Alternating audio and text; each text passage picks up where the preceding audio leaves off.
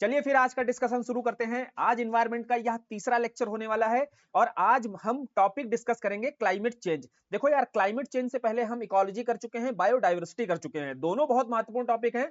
दो वीडियो इसके हो चुके हैं, वो देख लेना जाकर के पहले। फिर आज हम क्लाइमेट चेंज के साथ शुरू करते हैं।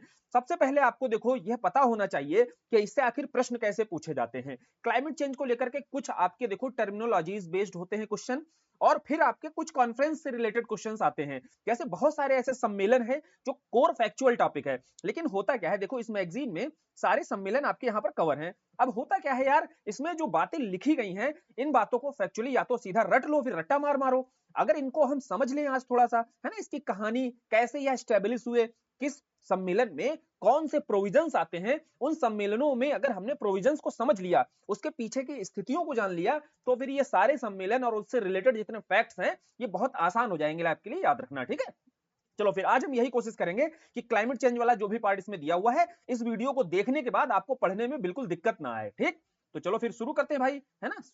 सबसे पहले क्लाइमेट चेंज को समझते हैं। क्लाइमेट चेंज के बारे में आप लोग क्या जानते हो, क्लाइमेट क्या होता है? देखो क्लाइमेट अगर आपने जियोग्राफी की क्लासेस की होगी तो आप लोग बता दोगे, और अगर नहीं की है तो सुनो, यहाँ पर वेदर से आप सभी परिचित होगे। मौसम, है ना, आप अपने यहाँ का मौसम देखते होगे। और मौसम क्या होता है? देखो मौसम जो होता है वो अल्पकालिक होता है, कम समय के लिए। जब कोई एटमॉस्फेरिक जब घटनाएं होती हैं तो वो आपकी मौसम कहलाती हैं। ठीक है, वही मौसम वैज्ञानिक हमारे देखते हैं कि 35 साल, क्या इन्होंने बेस बनाया है, 35 वर्षों तक देखते हैं किसी क्षेत्र विशेष का यदि मौसम एक जैसा स्टेबल रहता है तो वह उस क्षेत्र की जलवायु हो जाती है। तो लॉन्ग टर्म में जो एटमॉस्फेरिक जो आपकी घटनाएं होती हैं वही आपकी क्लाइमेट कहलाती हैं। शॉर्ट टर्म के लिए आपका वेदर होता है। बोलते हैं ना कि आज यार मौसम ऐसा है, कल मौसम ऐसा होगा, तो वेदर चेंज होता रहता है। इससे वैज्ञानिकों को या जितने भी इससे प्रभावित हैं लोग होने वाले हैं, उन्हें प्रभाव ज्यादा निगेटिव में इंपैक्ट पड़ता भी नहीं है। लेकिन जब क्लाइमेट चेंज की बात की जाती है तो एक नकारात्मक प्रभाव देखने को मिलता है। क्यों भैया? क्योंकि क्लाइमेट का निर्माण ही कैसे हुआ है, जब एक स्टेबिलिटी आपकी उस वेदर में वहां पर उस क्षेत्र में दिखाई देगी। तो भारत के संदर्भ में जब कहा जाएगा तो आपको पता होना चाहिए, देखो यार भारत में जून जुलाई में मानसून आता है, नवंबर दिसंबर समय में आपकी सर्दी पड़ती है ना, और जून के समय ही आपकी गर्मी होती है। तो ये सारी क्या है, मौसमी घटनाएं हैं। अब इन मौसमी घटनाओं का आकलन किया गया और देखा, 35 साल तक देखा कि यार यही सिचुएशन बनी हुई है भारत में, तो भारत की फिर जलवायु डिसाइड कर ली गई। अब समझ में आया कि क्लाइमेट क्या होता है, वेदर क्या होता है, और फिर क्लाइमेट चेंज की यहां पर बात करनी है। अब यही यार क्लाइमेट में अगर परिवर्तन दिखाई देगा, जैसे भारत में टेम्परेचर औसतन 33 डिग्री मान लो रहता है। अब ये औसतन 33 डिग्री टेम्परेचर ये बढ़कर के 34 दिखाई देने लगा, तो वैज्ञानिकों को लगेगा यार ये क्लाइमेट में चेंज हो रहा है, और क्लाइमेट में चेंज हो रहा है इसीलिए ये सारी आपको घटनाएं दिखाई देंगी, और फिर इसका एक नेगेटिव इंपैक्ट वहां की वनस्पतियों पर, वहां के वन्य जीवों पर और वहां रहने वाले मानव पर प्रभाव देखने को मिलेगा नकारात्मक दृष्टि से। समझ में आया? तो क्लाइमेट चेंज हम क्यों पढ़ने जा रहे हैं, ये क्लियर हुआ कि क्लाइमेट चेंज नकारात्मक तरीके से कैसे प्रभावित करता है, ये समझ में आ गया। पहले देखो समझ बना लो इस टॉपिक पर, आखिर पढ़ना क्यों है। अब देखो आप लोग अक्सर सुनते होंगे कि क्लाइमेट चेंज को सीधा सीधा लोग बोल देते हैं ग्लोबल वार्मिंग। तो देखो यार, क्लाइमेट चेंज का केवल एक कारण होता है ग्लोबल वार्मिंग, और क्लाइमेट चेंज के बहुत सारे कारण हो सकते हैं। जैसे ग्लोबल वार्मिंग का मतलब क्या है, टेम्परेचर का बढ़ जाना। तो रीजन्स पे जब आप जाओगे तो एक आपका देखो ग्लोबल वार्मिंग दिखाई देगा, और अक्सर आप लोग सुनते होंगे कि ग्लोबल वार्मिंग ही है क्लाइमेट चेंज, तो बिल्कुल नहीं। आज से बताना है कि ग्लोबल वार्मिंग ही क्लाइमेट चेंज नहीं है, बल्कि जितने कारण होते हैं क्लाइमेट चेंज के लिए जिम्मेदार, उसमें से ग्लोबल वार्मिंग सबसे ज्यादा डोमिनेंस रखता है। इसीलिए हम सीधा सीधा इसको पढ़ देते हैं। तो बोले फिर और इसके अलावा क्या क्या कारण हो सकते हैं बताओ। अगर आप कह रहे हो कि इसके अलावा भाई और भी कारण होते हैं, तो इसके अलावा देखो आपका ग्लोबल कूलिंग एक कारण होता है, ग्लोबल डिमिंग एक कारण होता है। अब ये दोनों चीजें होती क्या है ये भी समझा दो। ग्लोबल कूलिंग और ग्लोबल डिमिंग दोनों को समझना है तो एक घटना से समझो। वो घटना कहां की है? वो घटना आपकी इंडोनेशिया का एक आपका वोल्केनो था, माउंट क्राकाटोआ। क्या नाम था? Mount Krakatoa. ध्यान से समझना। तो यहां पर जब इरप्शन होता है तो इरप्शन के बाद में आपका जब आसमान में कई वर्षों तक, 2-3 सालों तक धूल के बादल छाए रहते हैं। अब जब भैया यहां पर बादल रहेंगे धूल के, तो यहां सूर्य की जो प्रकाश है, तो सूर्य से आने वाली किरणें जो है वो पृथ्वी तक यहां नहीं जा पाएंगी, इंडोनेशिया के उस क्षेत्र में नहीं नीचे जा पाएंगी। तो जब नीचे नहीं जाएंगी तो यहाँ क्या रहेगा? यहाँ अंधेरा रहेगा। तो अंधेरा रहेगा तो इसी घटना को बोला जाता है ग्लोबल डिमिंग। ठीक है, और यही सूर्य की किरणें धूल कणों के द्वारा वापस रिफ्लेक्ट कर दी जाएंगी। तो जो वापस रिफ्लेक्ट कर दी जाएंगी तो सूर्य किरणों के कारण यहाँ पर जो टेम्परेचर अधिक रहता था, ये टेम्परेचर हो जाएगा कम। तो इसको बोलते हैं ग्लोबल कूलिंग। क्या बोलते हैं? Global cooling. तो देखो इन दोनों घटनाओं से ही क्लाइमेट चेंज पर आपका प्रभाव देखने को मिलेगा, है ना। क्लाइमेट चेंज होगी यहाँ की, इस क्षेत्र की, तो इसीलिए अन्य कारण भी हो सकते हैं ना, केवल यहाँ पर ग्लोबल वार्मिंग तो हुआ नहीं, टेम्परेचर बढ़ने जैसी घटना तो कोई हुई नहीं, यहाँ टेम्परेचर कम हो रहा है और ग्लोबल डिमिंग की भी घटना हो रही है, ठीक।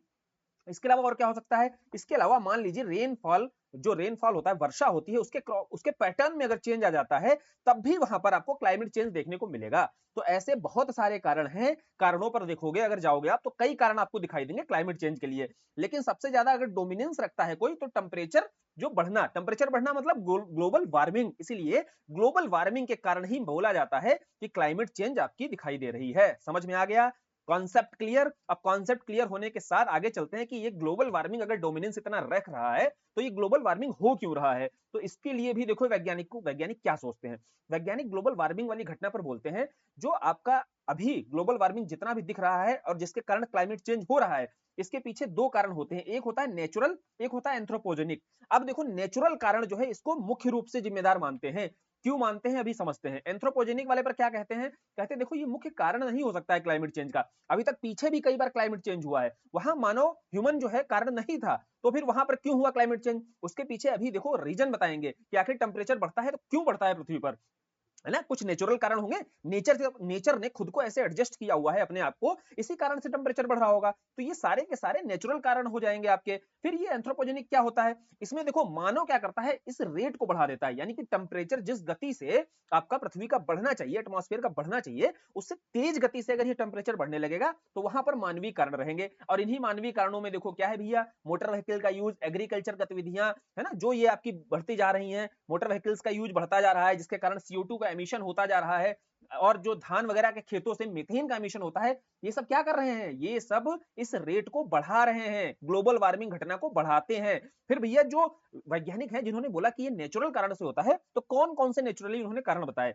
सबसे पहला उन्होंने बताया कि पृथ्वी जो सूर्य के चारों ओर घूम रही है ना, वो जो घूम रही है चारों ओर, उसकी कक्षा कैसी कक्षा है, ये आपका सन हो गया, यहां समझ लो, तो बिल्कुल सर्कुलर तो घूमती नहीं है पाथ में, है ना, अपने ऑर्बिट पर सर्कुलर तो घूमती नहीं है, बोले हाँ, बोले इस तरीके से घूमती है पृथ्वी, तो जब पृथ्वी सबसे दूर होती है, जब पृथ्वी सूर्य से सबसे दूर होती है और जब पृथ्वी सबसे पास में होती है, उस स्थिति को क्या कहते हैं, ज्योग्राफी की क्लास याद है, देखो जब पृथ्वी सबसे पास होती है सूर्य के तो उसको पेरीहेलियन बोलते हैं, पी से पेरीहेलियन, पी से पास पास दोनों बताया था, और जब सबसे दूर होती है पृथ्वी सूर्य से तो एपिहेलियन बोलते हैं। लेकिन जब भैया सबसे पास होगी पृथ्वी तो यहाँ टेम्परेचर क्या होगा, टेम्परेचर पृथ्वी पर स्वाभाविक सी बात है ज्यादा हो जाएगा, जिस कारण से यहाँ ग्लोबल वार्मिंग की कंडीशन बनेगी। पहला समझ में आया।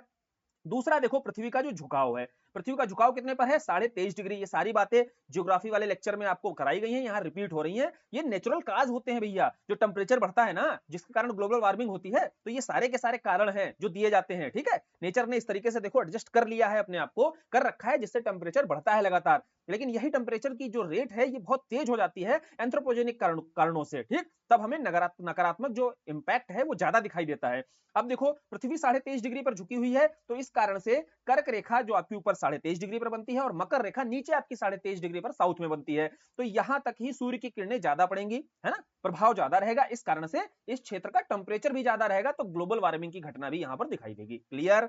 दूसरा कारण समझ में आया। और कारण क्या हो सकता है, देखो और एक कारण हो सकता है वोल्केनिक इरप्शन। जब ज्वालामुखी आपका इरप्ट होता है तो ज्वालामुखी इरप्शन में क्या निकलता है भाई, कार्बन डाइऑक्साइड निकलती है, सल्फर के ऑक्साइड निकलते हैं, है ना, नाइट्रोजन के ऑक्साइड निकलते हैं। ये सब काम क्या करते हैं, देखो ये सब काम करते हैं टेम्परेचर को इंक्रीज करने का। अब बोले टेम्परेचर को कैसे बढ़ाती हैं ये गैसें, है ना, यहीं से एक कॉन्सेप्ट निकल के आएगा ग्रीन हाउस गैसों का, ठीक है। ग्रीन हाउस गैसों का कॉन्सेप्ट भी देखो यहीं से निकलेगा। अब आओ समझ लेते हैं कैसे ये टेम्परेचर को बढ़ाते हैं, ठीक। देखो सबसे बड़ी बात है, यहां से आपने देखा कार्बन डाइऑक्साइड निकल रही है, ठीक है, सल्फर के ऑक्साइड निकल रहे हैं, नाइट्रोजन के ऑक्साइड निकल रहे हैं, और ये सारे काम क्या कर रहे हैं, ये सारे काम कर रहे हैं टेम्परेचर को बढ़ाने का, यानी कि ग्रीन हाउस गैसेस का प्रभाव बढ़ेगा और इसके कारण ग्लोबल वार्मिंग बढ़ेगी। लेकिन कैसे बढ़ती है इसको आओ जानते हैं पहले, ग्रीन हाउस गैसेस कैसे टेम्परेचर बढ़ाती हैं। ये आपकी अर्थ हो गई, ठीक है, और ये आपका एटमॉस्फेयर हो गया, ठीक है, वायुमंडल हो गया जहां तक है। अब इस वायुमंडल में देखो कार्बन डाइऑक्साइड भी है ना, और आपका मीथेन वगैरह भी रहती है यहाँ पर।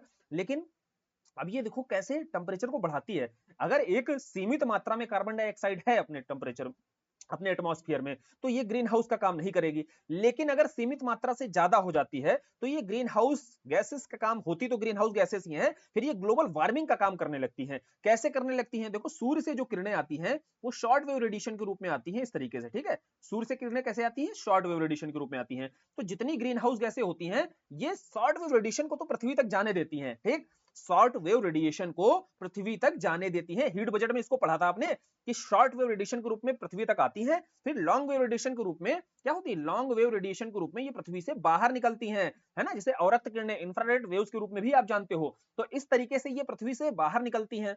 क्या? सूर्य की जो हीट होती है, ठीक है, सूर्य के द्वारा प्राप्त जो ऊर्जा होती है, तो पृथ्वी जितना एब्जॉर्ब करती है उतना निकाल देती है। स्वाभाविक सी बात है, नेचर में ये तो घटना हो रही है।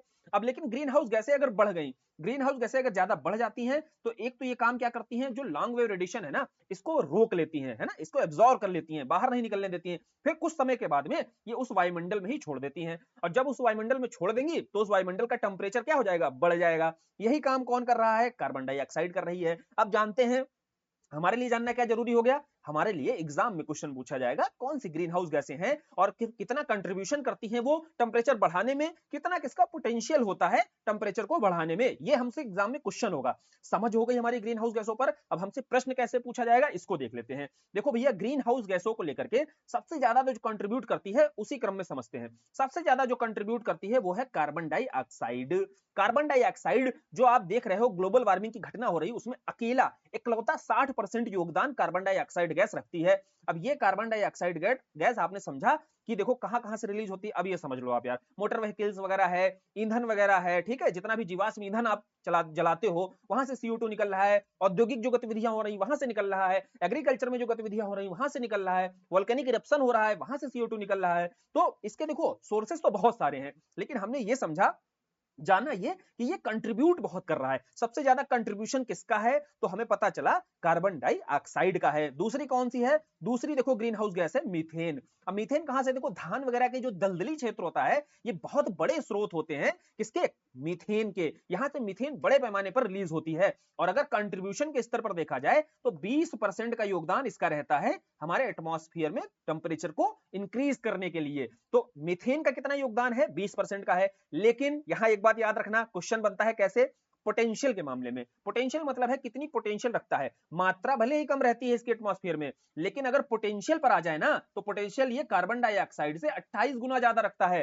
कहने का मतलब यह है कि अगर आप 28 CO2 को ले लोगे तो वह 1 CH4 के बराबर होगा। समझे बात को यहां पर कि पोटेंशियल के मामले में कार्बन डाइऑक्साइड ज्यादा पोटेंशियल लगता है टेम्परेचर को बढ़ाने में, ठीक है। पोटेंशियल का मतलब क्या है कि जो लॉन्ग वेव रेडिएशन बाहर निकलेगा अर्थ से उसको रोकने में, एब्जॉर्ब करने में 28 गुना ज्यादा क्षमता रखता है। लेकिन ये तो गनीमत है कि हमारे एटमॉस्फेयर में कार्बन डाइऑक्साइड ज्यादा है और मीथेन कम है। अगर मीथेन ज्यादा होती तो सोचो टेम्परेचर कितना बढ़ जाता, ठीक। तो यहाँ ये चीज समझनी है। फिर बात आती है नाइट्रस ऑक्साइड की। यहां क्वेश्चन बनाता है नाइट्रस ऑक्साइड फंसाएगा कैसे? आपका NO2 दे देगा और आपका NO2 देगा, ठीक है, नाइट्रोजन डाइऑक्साइड दे देगा, नाइट्रिक ऑक्साइड दे देगा। ये आपके ऑप्शंस में रहते हैं। तो ये याद रखना, ये दोनों जो गैस हैं आपकी, ये आपकी क्या नहीं है? ये ग्रीन हाउस गैस नहीं है। यानी कि ये बिल्कुल भी लॉन्ग वेव रेडिएशन को नहीं एब्जॉर्ब करेंगी, ना ये टेम्परेचर बढ़ाएंगी। टेम्परेचर बढ़ाने वाली गैस कौन सी है? Nitrous oxide. तो इसको याद रखना है, एग्जाम में पूछेगा। इसी को आपका लॉफिंग गैस भी बोला जाता है। क्या बोलते हैं? लॉफिंग गैस बोलते हैं। तो तीसरी महत्वपूर्ण गैस समझ में आई, कौन सी है? नाइट्रस ऑक्साइड है। उसके बाद कौन सी आती भैया? उसके बाद देखो एक गैस पूछी जाती है HFC, है ना। HFC, इसकी कहानी ये है कि इसके पीछे कहानी आप CFC की समझ लो पहले। क्लोरोफ्लोरोकार्बन जो है, पहले क्लोरोफ्लोरोकार्बन रहती थी, इसको रिप्लेस, और ये क्या काम करती थी? ये ओजोन क्षरण का काम करती थी, ठीक है।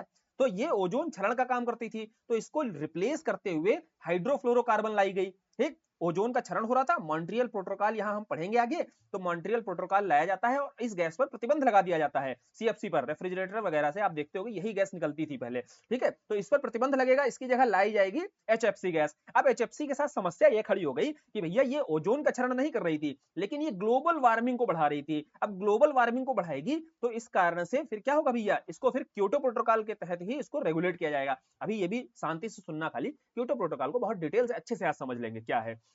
तो इसलिए हमें हाइड्रोफ्लोरोकार्बन दिखाई दी कि यह भी एक क्या है, ग्रीन हाउस गैस है, यहाँ ये समझा हमने। इसके बाद में आते हैं SF6 पर। तो SF6 आपका जो सल्फर हेक्साफ्लोराइड है, यह भी देखो आपकी ग्रीन हाउस गैस है। अब जानो यहाँ पर ये जो ग्रीन हाउस गैस है इसलिए बताया गया क्योंकि ये सबसे ज्यादा पोटेंशियल रखती है। पोटेंशियल के मामले में देखा जाए तो सबसे ज्यादा अगर कोई पूछे आपसे पोटेंशियल कौन सी गैस ग्रीन हाउस गैस रखती है, तो ये SF6 है जो सर्वाधिक पोटेंशियल रखती है। तो जितनी महत्वपूर्ण आपकी ग्रीन हाउस गैसेस हैं वो यहाँ मैक्सिमम डिस्कस कर ली गई हैं, और जितने प्रश्न पूछे जाएंगे जिस तरीके से घुमा फिरा करके भी क्वेश्चन पूछेगा इसके बाहर नहीं जाएगा। मैक्सिमम चांस है कि इसी से आपका प्रश्न मिल जाएगा अगर ग्रीन हाउस गैसेस से पूछेगा वो, ठीक है। आगे बढ़े, अब आगे बढ़ते हैं। देखो हमने देखा ग्रीन हाउस गैसेस बढ़ती हैं जब, और बढ़ने के कारण जो टेम्परेचर बढ़ता है उससे एक नेगेटिव इंपैक्ट पड़ता है ना। नकारात्मक प्रभाव में क्या देखने को मिलेगा, बाढ़ जैसी समस्या, सूखा जैसी समस्या। क्लाइमेट जब चेंज होगा तो चाहे ह्यूमन पर हो, चाहे वहां की वनस्पतियों पर हो, चाहे वहां के जीव जंतुओं पर हो, सभी पर एक नकारात्मक प्रभाव देखने को मिलेगा। तो बोले इसको लेकर के फिर भैया जो वैश्विक स्तर के जो लीडर हैं वो चिंतित होंगे। बोले बिल्कुल होंगे। तो चिंता जब जाहिर करेंगे, चिंता जाहिर करने के साथ कहेंगे आ जाओ बैठ के कॉन्फ्रेंस करते हैं यार, है ना। बैठेंगे लीडर, सारे देशों के लीडर एक जगह जमे होंगे, और जमा होने के साथ कहेंगे कि यार अब इस पर बताओ कैसे फिर इसको मैनेज किया जाए, कैसे इसको मिटिगेट किया जाए, या किस तरीके से ये जो क्लाइमेट चेंज हो रहा है इसमें हम कैसे खुद को अडॉप्ट करें, है ना। अडॉप्टेशन ही क्या होता है, पीछे हमने पढ़ा कि अडॉप्ट तो करना ही पड़ेगा जो चेंजेस होते हैं। अगर अडॉप्ट नहीं कर पाओगे तो आप सर्वाइव नहीं कर पाओगे। या फिर भैया जो कारण है, कारण जैसे मोटर व्हीकल से आप क्या है एमिट कर रहे हो, तो इसके एमिशन को कम करो, मिटिगेट करो। और इसके एमिशन में ही आप क्या है, जैसे मान लीजिए फॉसिल फ्यूल का यूज कर रहे हो तो हम नॉन फॉसिल की ओर जाएंगे, है ना। जैसे रिन्यूएबल एनर्जी का यूज करेंगे तो हमने क्या किया, एमिशन को कम करना शुरू कर दिया। तो ऐसे ही सारे प्रयास किए जाएंगे। इन प्रयासों के संदर्भ में वैश्विक स्तर पर जो भी कॉन्फ्रेंसेस होंगे वही कॉन्फ्रेंसेस हम पढ़ेंगे। समझ में आया कि जो क्लाइमेट चेंज को लेकर के भयभीत हुए सारे के सारे देश, और भयभीत होकर के आगे कैसे इसको मैनेज किया जाए, जो क्लाइमेट चेंज के चलते जो एक नेगेटिव इंपैक्ट देखने को मिल रहा है, चाहे आपकी बायोडाइवर्सिटी पर हो, है ना, बायोडाइवर्सिटी पर भी नेगेटिव इंपैक्ट पड़ेगा, चाहे ह्यूमन के ऊपर आपका देखने को मिले, और बायोडाइवर्सिटी की बात की गई तो सारा ही उसमें शामिल हो गया, ठीक है। तो अब समझते हैं कॉन्फ्रेंसेस से पहले कुछ महत्वपूर्ण जो टर्मिनोलॉजीज हैं जो एग्जाम में पूछी जा सकती हैं उसको समझ लेते हैं। ये आगे कॉन्फ्रेंसेस में देखने को मिलेंगी। तो वो क्या है ना, जब आप ये टर्म समझ लोगे तो आगे अगर आएगा भी तो फिर इजीली आप उसको समझ जाओगे जब वहां डिस्कस किया जाएगा। सबसे पहले देखो कार्बन क्रेडिट और कार्बन ट्रेडिंग, ये क्या होता है, सुना आपने खूब होगा एनवायरमेंट में, ये दोनों शब्द आपके सामने आते रहते होंगे। तो कार्बन क्रेडिट क्या होता है, यहां समझते हैं कार्बन क्रेडिट। कार्बन क्रेडिट आपका 1 टन कार्बन डाइऑक्साइड उत्सर्जन के बराबर होता है। किसके बराबर होता है, 1 टन कार्बन डाइऑक्साइड का अगर आप उत्सर्जन करते हो तो 1 कार्बन क्रेडिट के बराबर होगा। बोले है क्या, ये कब किया जाएगा, कैसे किया जाएगा, ये समझाओ। इसको समझते हैं थोड़ा सा। जैसे एक देश आपका ए है, ठीक है, दूसरा देश आपका बी है, ठीक, दो देश हैं यहाँ पर, और दोनों देशों को यहाँ परमिशन दी गई कि आप भी 100 टन कार्बन डाइऑक्साइड का उत्सर्जन कर सकते हो, और बी भाई साहब आप भी 100 टन CO2 का उत्सर्जन कर सकते हो। इन्होंने भैया 80 टन उत्सर्जन किया। जितनी भी इनके इंडस्ट्रियल जो भी औद्योगिक गतिविधियां हुई, जितनी इंडस्ट्रियल एक्टिविटीज हुई, उनमें इन्होंने 80 टन का ही एमिशन किया। बढ़िया टेक्नोलॉजी थी इनके पास में, तो कम से कम उत्सर्जन करके अपना काम पूरा कर लिया जितना वार्षिक उत्पादन करते थे। बी भाई साहब इनके पास टेक्नोलॉजी थी नहीं, है ना, खटर पटर पुराने इंजन ही यूज कर रहे थे। तो इन्होंने देखा कि यार हमारे यहाँ जो एमिशन हो रहा है 120 टन का हो जा रहा है, ठीक है। तो ए भाई साहब के पास गए, बोले कितने कम किया है तुमने, बोले 20 टन का। तो 20 टन बराबर कितना हो गया, 20 carbon credit. 1 ton 1 carbon credit. और ए भाई साहब के पास कितना है, 20 कार्बन क्रेडिट है। बोले हमारे पास 20 कार्बन क्रेडिट है क्योंकि हम 20 टन और कर सकते थे, लेकिन हमारा काम पूरा हो गया है, हमने उत्सर्जन इतना बचा लिया है। तो बोले अब क्या है, बोले ये 20 हमारा यार ज्यादा हो गया है। बी ने कहा कि यार हमारा 20 जो है टन ज्यादा हो गया है, तो अब इसको भी बैलेंस करना है, नहीं तो हमारे ऊपर प्रतिबंध लगेगा, है ना, प्रतिबंध लगेगा या जुर्माना लगेगा। बोले फिर कैसे किया जाए, इसके लिए क्या करो यार, ये जो कार्बन क्रेडिट है ये तुम हमें दे दो, इसके बदले हम आपको पे कर देंगे, ठीक। अब ये जो बात हो रही है ना कि हम तुम्हें 20 कार्बन क्रेडिट दे देंगे, तुम उसके बदले में हमें पैसे दे दो, तो यही जो ट्रेड है यही कार्बन ट्रेडिंग कहलाती है। जो कार्बन क्रेडिट की ट्रेडिंग की जा रही है यही कार्बन ट्रेडिंग कहलाती है। और यहां से कार्बन क्रेडिट भी समझ में आ गया होगा और कार्बन ट्रेडिंग भी समझ में आ गया होगा। दोनों देखो चीजें, दोनों आपके जो भी टर्म्स हैं ये क्लियरली समझ में आ गए होंगे, है ना। यही बात आगे की जाएगी, अभी जब हम क्योटो प्रोटोकॉल पर जाएंगे तो इसी कार्बन ट्रेडिंग की ही बात की जाएगी, ठीक। तो इसीलिए इस टर्म को यहां समझना जरूरी था कि होता क्या है आखिर। फिर कार्बन टैक्स की बात। कार्बन टैक्स है जैसे आप मान लीजिएगा फॉसिल फ्यूल्स को जला करके CO2 का एमिशन कर रहे हो। अब CO2 का आप एमिशन कर रहे हो तो इस बेस पर वहां की सरकार चाहे तो आप पर कार्बन टैक्स लगा सकती है। कितना आप फॉसिल फ्यूल या कितना आप कार्बन डाइऑक्साइड है जो एमिट कर रहे हो एटमॉस्फेयर में। तो ऐसा ही प्रयास फिनलैंड के द्वारा किया गया, और कुछ आपके देखो जो आपके स्कैंडिनेवियन कंट्री हैं, नॉर्वे, फिनलैंड, ये वगैरह जो आपके डेवलप्ड हैं, इनमें से कुछ देश हैं जो अपने यहाँ पर कार्बन टैक्स को लगाते भी हैं। तो सर्वप्रथम किसने लगाया था? फिनलैंड ने यह प्रयास किया था। क्लियर? फिर कार्बन स्पेस क्या होता है, इसकी भी चर्चा बहुत, भारत अक्सर कहता रहता है कि हमारा कार्बन स्पेस कहाँ भैया। कार्बन स्पेस देखो हर देश का होता है कार्बन स्पेस। क्या होता है? बोले हम इतना जितना कार्बन डाइऑक्साइड रिलीज करेंगे, एमिट करेंगे, उतने से निगेटिव इंपैक्ट नहीं पड़ेगा, है ना। ये हर कंट्री का अपना एक कार्बन एमिशन होता है। लेकिन जो विकसित देश हैं, इन्होंने कार्बन स्पेस को ही खत्म कर दिया। अब बगल में अगर आपके डेवलप्ड कोई है कंट्री और उसने अगर बहुत ज्यादा प्रोडक्शन किया, बहुत ज्यादा एमिशन किया, तो आपका जो कार्बन स्पेस है वो भी भर जाएगा, है ना। फिर सीधी सी बात है, जब वैश्विक स्तर पर निगेटिव इंपैक्ट दिखाई देंगे तब फिर चिल्लाएंगे डेवलप्ड वाले। तो यही भारत कहता रहता है कि भैया हमारा कार्बन स्पेस कहाँ है, उसको तो आपने यूज कर डाला है, अब आप लेकर आ रहे हो एक से एक सम्मेलन, उसके बाद आप प्रतिबंध लगा रहे हो, तो ये तो ठीक नहीं है। तो यही कार्बन स्पेस होता है कि इतना कार्बन डाइऑक्साइड का एमिशन करना जहां तक कोई निगेटिव इंपैक्ट ना पड़े। फिर है टर्म एक ग्रीन इकोनॉमी। ग्रीन इकोनॉमी क्या होता है? देखो ग्रीन इकोनॉमी का सीधा मतलब है सस्टेनेबल डेवलपमेंट की तरह। देखो कि आप कोई भी अगर आर्थिक गतिविधि कर रहे हो वो ग्रीन इकोनॉमी के साथ करो, यानी कि इन्वायरमेंट को ध्यान में रखते हुए आप डेवलपमेंट करो, तो वो ग्रीन इकोनॉमी का पार्ट हो जाएगी। और ऐसे ही ग्रीन फाइनेंस इसी से जुड़ा हुआ है। क्या है? जब कोई डेवलपमेंट कर रहे हो तो एक प्रोजेक्ट लाओगे, अब प्रोजेक्ट में अगर आपने इन्वायरमेंट को ध्यान में रखा हुआ है तो यह ग्रीन प्रोजेक्ट कहलाएगा। अब ये ग्रीन प्रोजेक्ट है, जैसे मान लीजिए सोलर, कोई एक सौर परियोजना है, सौर परियोजना पर कोई आप प्रोजेक्ट लेकर आए, तो ये क्या हो गया भैया? ग्रीन प्रोजेक्ट हो गया। अब बैंक्स वगैरह से ये बोला जाता है कि आप क्या है, ग्रीन प्रोजेक्ट को ज्यादा से ज्यादा लोन दो, ज्यादा से ज्यादा फंडिंग करो। तो यह जो फाइनेंस है यही अपना ग्रीन फाइनेंस कहलाता है। सारे शब्द क्लियर? जो भी बातें यहाँ लिखी हुई हैं, और इन टर्म से देखो क्वेश्चंस बनते हैं, इन टर्म से क्वेश्चन पूछा जाएगा तो अब क्लियर हो चुका होगा आपको। ठीक है, आगे बढ़े। अब आते हैं कॉन्फ्रेंसेस पर। तो कॉन्फ्रेंसेस पे सबसे पहले हम कहां पहुंचे? सबसे पहले पहुंचे हम 1972 में। हम पीछे देखो चर्चा इसकी कर चुके हैं, इसकी बायोडाइवर्सिटी वाले पार्ट में देखो चर्चा हो चुकी है एक बार। 1972 में स्टॉकहोम में जो सम्मेलन होता है, इसे जाना जाता है United nation conference human and environment. तो ह्यूमन एंड इन्वायरमेंट, ये देखो नाम भी याद रखना। जो 1972 का जो स्टॉकहोम सम्मेलन है, यूएनसीएचई, ह्यूमन एंड इन्वायरमेंट है, और वही जो आपका 1992 का है, इसको बोला जाता है इन्वायरमेंट एंड डेवलपमेंट। ठीक है, क्योंकि यहां पर जो बात की जाएगी 1972 में, अभी बात होगी स्टॉकहोम में, यहाँ ये बात होगी कि यार जो ह्यूमन है ना, ह्यूमन एक्टिविटीज के कारण जो एनवायरनमेंट पर इंपैक्ट पड़ रहा है, और जो एनवायरनमेंट पर इंपैक्ट पड़ने के चलते क्लाइमेट चेंज हो रहा है, इसको कैसे कम किया जाए, तो इसी पर चर्चा होगी आपका स्टॉकहोम में। यहाँ बैठेंगे सारे नेता वगैरह आएंगे, लीडर्स वगैरह बैठते हैं यहाँ पर, और एक सम्मेलन होता है। इसी में ही आपके भारत की तरफ से प्रधानमंत्री इंदिरा गांधी भी शामिल होती हैं। क्लियर? तो स्टॉकहोम सम्मेलन आपका 1972 में रहता है, लेकिन कोई खास यहाँ पर विशेष चर्चा नहीं होती है। आगे चल करके देखो आपका यूनेप जरूर दिखाई देगा, आगे चल करके इसमें यूनेप दिखाई देता है। यूनेप का मुख्यालय कहां पर है? यूनेप का मुख्यालय भैया नैरोबी में, ये याद रखना। यूनेप का मुख्यालय कहां पर है आपका? नैरोबी केनिया में स्थित है। तो केवल इसकी एक ही उपलब्धि है, आगे आपको एक संगठन यूनाइटेड नेशन एनवायरनमेंट प्रोग्राम दिखाई देता है। करंट में इसकी चर्चा खूब आप सुनते होंगे, और करंट में पढ़ा भी होगा। यूनेप से संबंधित बहुत सारे डेटा, बहुत सारे रिपोर्ट्स आते हैं, उनकी चर्चा होती रहती है। तो अब स्टॉकहोम सम्मेलन में यही बात हुई यार कि जो है जो आपका इकोनॉमिक ग्रोथ है, इकोनॉमिक ग्रोथ में आपको एनवायरनमेंट को भी ध्यान में रखना चाहिए। ऐसा नहीं है कि आप केवल डेवलपमेंट डेवलपमेंट करते चले जा रहे हो और पर्यावरण को बुरी तरीके से क्षति पहुंचाते चले जा रहे हो। तो ये सारी चर्चा होती है स्टॉकहोम सम्मेलन में बैठ करके। बोले सारे देश सुन लेते हैं और फिर मूक होकर के आगे काम करते रहते हैं। ठीक है, जैसे डेवलपमेंट और खास करके जो डेवलप्ड कंट्रीज होते हैं। फिर भैया 1992 वर्ष आता है, 20 साल बीतते हैं, और 1992 में जो सम्मेलन होता है वो होता है रियो सम्मेलन।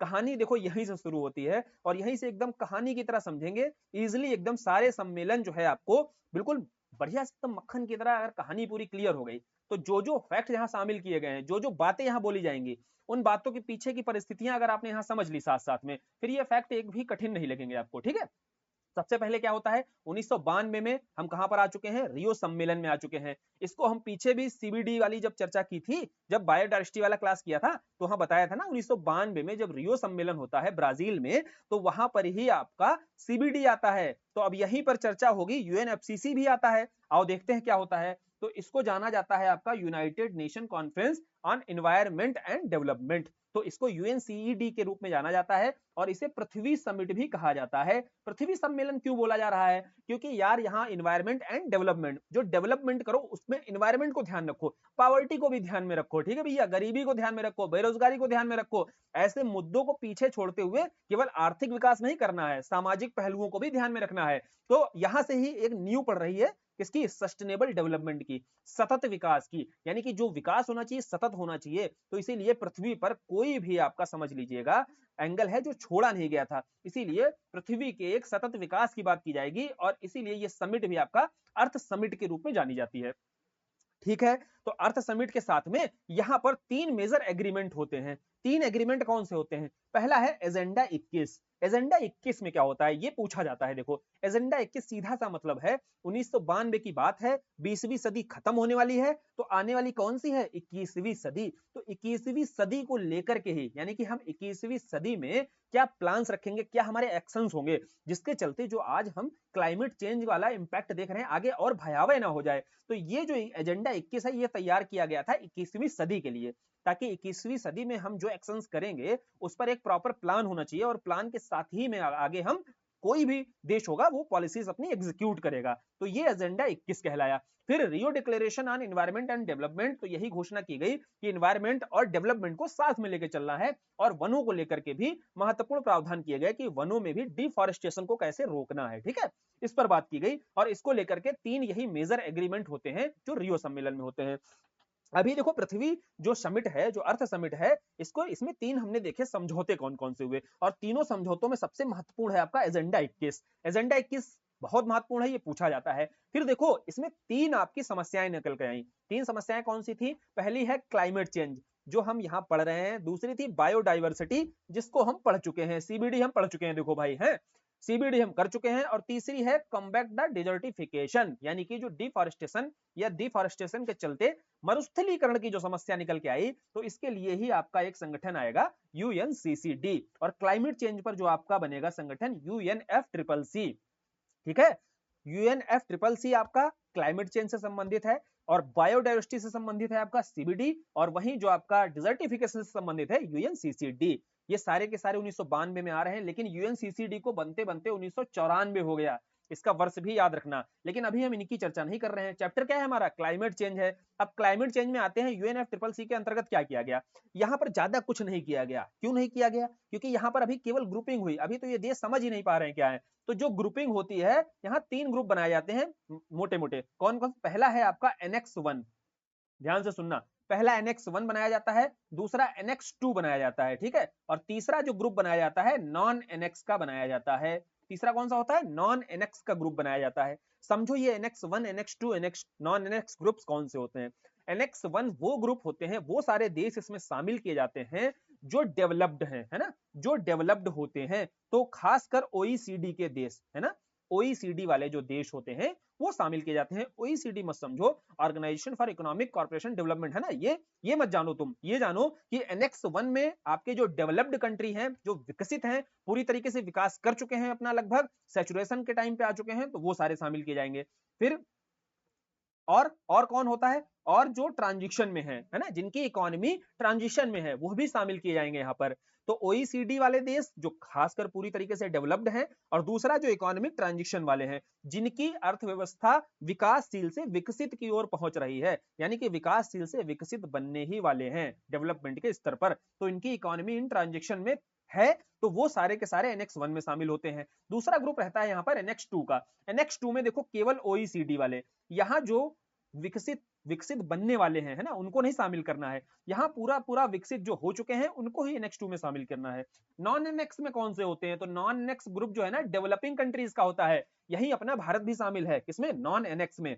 तो नॉन एनेक्स का जो ग्रुप बनाया गया, यहाँ पर डेवलपिंग कंट्रीज रहते हैं, और जो एनेक्स 1 बनाया गया, यहाँ डेवलप्ड कंट्री रहते हैं, और प्लस इकोनॉमी जिनकी ट्रांजिशन में है वो भी रहते हैं। और एनेक्स 2 जो ग्रुप बनाया गया, वहां पर ओईसीडी वाले केवल डेवलप्ड कंट्रीज ही रहते हैं। समझ में आया? तो पृथ्वी समिट में क्या क्या बातें हुई? पृथ्वी समिट में देखो, एक तो सबसे पहले 3 मेजर एग्रीमेंट होते हैं, रियो समिट जो बोला जाता है, अर्थ समिट, और 3 मेजर जो एग्रीमेंट्स होते हैं उसमें एजेंडा 21 सबसे महत्वपूर्ण है।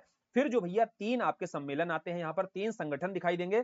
एक आपका क्लाइमेट चेंज पर यूएनएफसीसीसी, दूसरा भैया सीबीडी आपका दिखाई देगा बायोडायवर्सिटी पर, तीसरा आपका कॉम्बैट डिजर्टिफिकेशन मरुस्थलीकरण पर यूएनसीसीडी दिखाई देगा। ये दोनों हमें पढ़ने नहीं, एक हम पढ़ चुके हैं, एक आगे देख लेंगे, और यूएनएफसीसीसी को हमें पढ़ना है। यहाँ इसके अंतर्गत अभी केवल ग्रुपिंग की गई, एनेक्स, एनेक्स 2, नॉन एनेक्स, इन देशों, इन ग्रुप बना करके इसमें देशों को केवल अभी शामिल किया गया, लिस्टिंग कर दी गई।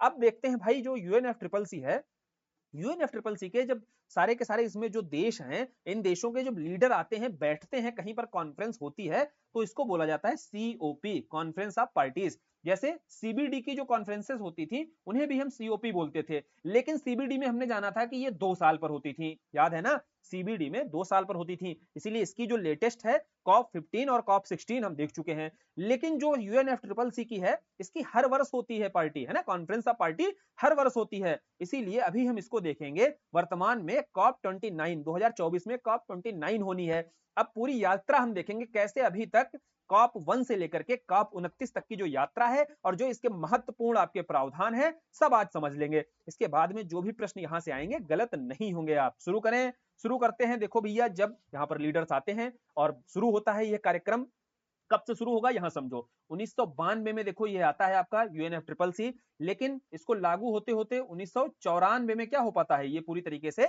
सभी देश इस पर हस्ताक्षर करते हैं। तो 1994 में ये पूरी तरीके से सभी देश जब इस पर हस्ताक्षर करेंगे, लागू होगा, तो फिर इनकी पहली बैठक 1995 में होगी। कब होगी पहली बैठक? 1995 में होगी। 92 में आता है, 94 तक आते आते सभी साइन करेंगे, है ना, 94 से लागू होगा, तो 95 में कॉन्फ्रेंस ऑफ पार्टी सीओपी 1 होगी। कब होगी?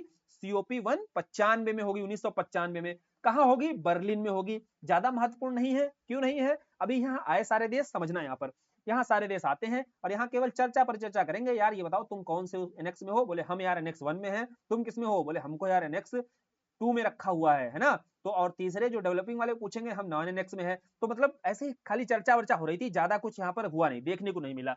फिर कॉप 2 में भी कुछ नहीं हुआ। सबसे महत्वपूर्ण है, क्योंकि अभी ना जो ये क्योटो प्रोटोकॉल में चीजें दिखाई देंगी ना, इस पर केवल आपसी अभी सहमति नहीं बन रही थी, केवल आपस में डिस्कशन हो रहा था। कॉप 1 और कॉप 2 में ये चीजें डिस्कस की जाती हैं कि कैसे हम एक दूसरे की कमिटमेंट को तय करें, है ना, कैसे एमिशन को हम कम करें, इस पर एक दूसरे की कमिटमेंट को कैसे हम तय करें, ये चर्चा हो रही थी कॉप 1-2 में। असली है आपका कॉप 3। कॉप 3 बहुत महत्वपूर्ण है। कहां पर होता है? ये होता है आपका क्योटो में। कहां होता है भैया? क्योटो। क्योटो कहां पर है? जापान में है। देखो क्योटो प्रोटोकॉल के रूप में जाना जाता है और इसको बहुत डिटेल से अच्छे से समझना है। इसके बाद वाले जितने हैं ना इजीली समझ में आ जाएंगे। सबसे बढ़िया से क्योटो प्रोटोकॉल समझ लेना है, बहुत प्रश्न यहां से पूछे जाते हैं। और ये कॉप 3 है। कॉप 3 का मतलब है 95 में पहला हो रहा है, कॉप 1 जब हो रहा है, तो कॉप 3 कब होगा? जब हर साल होता है, तो 1997 में होता है। 1997 में होता तो है, लेकिन ये लागू कब से होता है? तो 2005 से लागू होता है। याद रखना, सारे वर्ष याद रखना जो बताए जाएं। 1997 में देखो ये आता है क्योटो प्रोटोकॉल, लागू आपका 2005 में होता है। और साथ ही इसके जो कमिटमेंट होते हैं, जो प्रतिबद्धताएं इसमें डिसाइड की जाती हैं, वो 2 चरणों में डिसाइड की जाती हैं। तो 2 चरणों में भैया पहला स्टेप जो होता है 2008 से 2012 का होता है। ध्यान से समझना, स्टेप 1 में यहाँ पर क्योटो प्रोटोकॉल 2008 से 2012 में लागू किया जाएगा, और स्टेप 2 में आपका क्योटो प्रोटोकॉल 2013 से 2020 तक के लिए लागू किया जाएगा। तो 2 स्टेप में आपका लागू किया जाएगा। पहले में कमिटमेंट जो क्योटो प्रोटोकॉल का रहेगा 2008 से 2012 का रहेगा, दूसरे में जो रहेगा 2013 से 2020 का रहेगा। अब समझते हैं भैया ये क्योटो प्रोटोकॉल में कमिटमेंट्स थे क्या, है ना, ये आखिर थे क्या, पहले ये समझ लो। तो क्योटो को हमने लिखा, क्योटो प्रोटोकॉल को पहला कमिटमेंट, दूसरा कमिटमेंट, क्या क्या थे ऐसे कमिटमेंट? तो 2008 से 2012 में ये बताया गया कि ये जो भी कार्बन का एमिशन हो रहा है, इसको 1990 के दशक से, यानी कि 1990 को इन्होंने बेस बनाया, यहां से जो एमिशन है वो 5.2% का कम करना है। ठीक, ये इन्होंने टारगेट बनाया। अभी टारगेट समझ लो, फिर सारी कहानी समझेंगे इसमें। तो इन्होंने कहा 8 से 12 में सभी देशों को 90 के दशक से 5.2% तक क्या करना है, कार्बन का एमिशन कम करना है। फिर भैया दूसरा जो है 2013 से 2020 तक का, इसमें ये टारगेट बनाएंगे कि इस एमिशन को 18% तक कम करना है। और ये फेल, पहला वाला ही फेल हो गया था, यानी कि जो इन्होंने टारगेट सेट किया था ना, ये ना पूरा कर पाए पहले में। और भैया जब 5% नहीं कम कर पाए हो तो तुम 18% कहां से कम कर दोगे? तो दूसरा वाला तो कोई पूछे तो ऐसे ही बता दो फेल हो गया था। अब दोनों ये कमिटमेंट इसके फेल क्यों होते हैं, इसके पीछे के रीजन को समझने की कोशिश करते हैं। क्योटो प्रोटोकॉल में जो ये डिसाइड किया गया ना 2005 में, ये देखो लागू हो गया, और 2008 से 12 पहला कमिटमेंट और 2013 से 20 दूसरा कमिटमेंट इसका लागू होता है। ये दिक्कत यहाँ इसलिए होती है कि शुरुआती तौर पर जो शुरुआती कॉन्फ्रेंसेस हो रही हैं, यहाँ पर पूरी की पूरी रिस्पॉन्सिबिलिटी किसके ऊपर डाली जाएगी? पूरी रिस्पॉन्सिबिलिटी डालने का काम किया जाएगा डेवलप्ड कंट्री के ऊपर। कैसे कैसे किया जाएगा? यहाँ देखो उसके पीछे तर्क भी अच्छा है। तर्क ये दिया जाता है, एक बात बताओ यार, सत्तर भारत और ब्रिटेन का समझो आपस में इस पर बहस हो रही है, डिस्कशन हो रहा है। भारत कह रहा है, एक बात बताओ यार, 1750 में जब तुम इंडस्ट्रियल रेवोल्यूशन तुम्हारे यहाँ चल रहा था, उस समय हम तुम्हारे गुलाम थे, उपनिवेश थे, और उस समय हम तुम्हारे जब उपनिवेश थे, तो आज के समय तुम कैसे हमें बराबर जिम्मेदार ठहरा सकते हो कार्बन एमिशन के लिए? बोले यार बिल्कुल ठीक बात है ना, इसका जवाब कैसे दें? जवाब था ही नहीं, दोगे कहां से? तो इसीलिए तुम्हारी जिम्मेदारी अलग है, ज्यादा है हमसे, हमारी जिम्मेदारी तुम्हारी तुलना में कम है। हमें अभी विकास करने की और आवश्यकता है, इसीलिए एमिशन हमारा तुमसे ज्यादा होगा, इसीलिए बोलने की कोई जरूरत नहीं है, ठीक है? तो अपनी जिम्मेदारी अपने हिसाब से समझो, और हमारी जिम्मेदारी भी उसी हिसाब से समझो, जैसे हम जब इंडिपेंडेंट हुए हैं उसके बाद से हमने क्या करना शुरू किया है? हमने ग्रोथ करना शुरू किया है। तो अब हम जब एमिशन कर रहे हैं तो तुमको दिख रहा है पर्यावरण की क्षति, जब तुम एमिशन कर रहे थे तो हम बोलने की स्थिति में थे ही नहीं। तो ये सारे डिबेट डिस्कशन होते हैं। इसके चलते ही एक टर्म निकल के आता है सीडीआर। सीडीआर क्या है भैया? Common but differentiate responsibilities. Common मतलब क्या है? देखो कॉमन ये है कि हम तुम्हारे लिए भी भैया यही है कॉमन कि तुमको भी कार्बन एमिशन कम करना है। कहने का मतलब है कि क्लाइमेट चेंज जो है उसको कम करना है, और हमारे लिए भी यही है, हम भी यही चाहते हैं। लेकिन डिफरेंशिएट रिस्पॉन्सिबिलिटीज हैं, विभेदनकारी जो उत्तरदायित्व है। क्या मतलब है? कि तुम्हारी जो रिस्पॉन्सिबिलिटी है अलग है, हमारी रिस्पॉन्सिबिलिटी अलग है। तो ये आपका कॉन्सेप्ट आता है इसी क्योटो प्रोटोकॉल में। समझ में आया? क्योटो प्रोटोकॉल में जो कॉमन बट डिफरेंशिएट रिस्पॉन्सिबिलिटी का कॉन्सेप्ट था, ये क्या था? तो यही था आपका कि डिफरेंशिएट मतलब अलग अलग है, दोनों की रिस्पॉन्सिबिलिटी जो है अलग है। डेवलप्ड की किसकी किसकी? डेवलप्ड एंड डेवलपिंग की, ठीक है? दोनों की अलग अलग रिस्पॉन्सिबिलिटी है।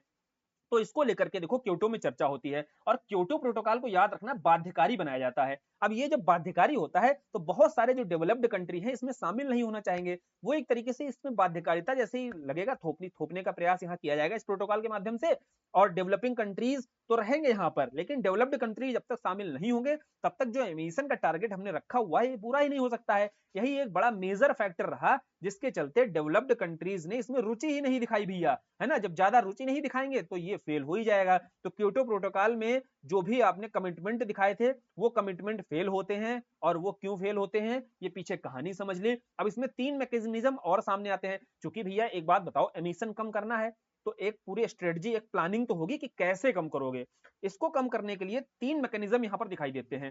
पहला है आपका एमिशन ट्रेडिंग, ध्यान से समझना। पहला है एमिशन ट्रेडिंग, दूसरा है क्लीन डेवलपमेंट मैकेनिज्म, और तीसरा है आपका ज्वाइंट इंप्लीमेंटेशन। आओ समझते हैं इसको क्या है भाई। जो अभी 3 ग्रुपिंग की थी ना, किसमें? रियो समिट में, यहां सब क्लियर होगी कि 3 ग्रुपिंग जो खाली यही बताने के लिए नहीं था कि भाई तुम किस ग्रुप में हो, तुम किस ग्रुप में हो। इसका अब यूज यहां पर होगा क्योटो प्रोटोकॉल में। कैसे यूज होगा? जो एमिशन ट्रेडिंग हुई, एमिशन ट्रेडिंग को हमने पीछे समझा था कार्बन ट्रेडिंग, है ना? कार्बन क्रेडिट थे। तो कार्बन ट्रेडिंग और कार्बन क्रेडिट यहीं पर दिखाई देगा। जो एमिशन क्या है भैया? एमिशन ट्रेडिंग है। इसमें है क्या? इसमें एक जो फ्लेक्सिबल थोड़ी सी मार्केट दी जाएगी इन देशों को, और ये फ्लेक्सिबल मार्केट जैसे ही इन देशों को मिलेगी, एनेक्स कंट्रीज को, है ना, डेवलप्ड कंट्री को, तो जैसे ही ये फ्लेक्सिबल मार्केट मिलेगी इन लोगों को, तो ये क्या कर सकेंगे? कार्बन क्रेडिट बना सकेंगे, और कार्बन क्रेडिट को ही जब ट्रेड करेंगे तो वही आपका कार्बन ट्रेडिंग या एमिशन ट्रेडिंग कहलाता है। तो ये मैकेनिज्म अब आपको समझने में बिल्कुल रत्ती भर भी दिक्कत नहीं आई होगी कि एमिशन ट्रेडिंग क्या है, क्योंकि पीछे समझा दिया कि कार्बन ट्रेडिंग और कार्बन क्रेडिट क्या होता है, ठीक है? तो ये एमिशन ट्रेडिंग इस तरीके से मार्केट को थोड़ा फ्लेक्सिबल किया गया कि आप कार्बन भी आप क्या कर सकते हो? खरीद बेच सकते हो, ठीक है? तो इसके माध्यम से क्या होगा?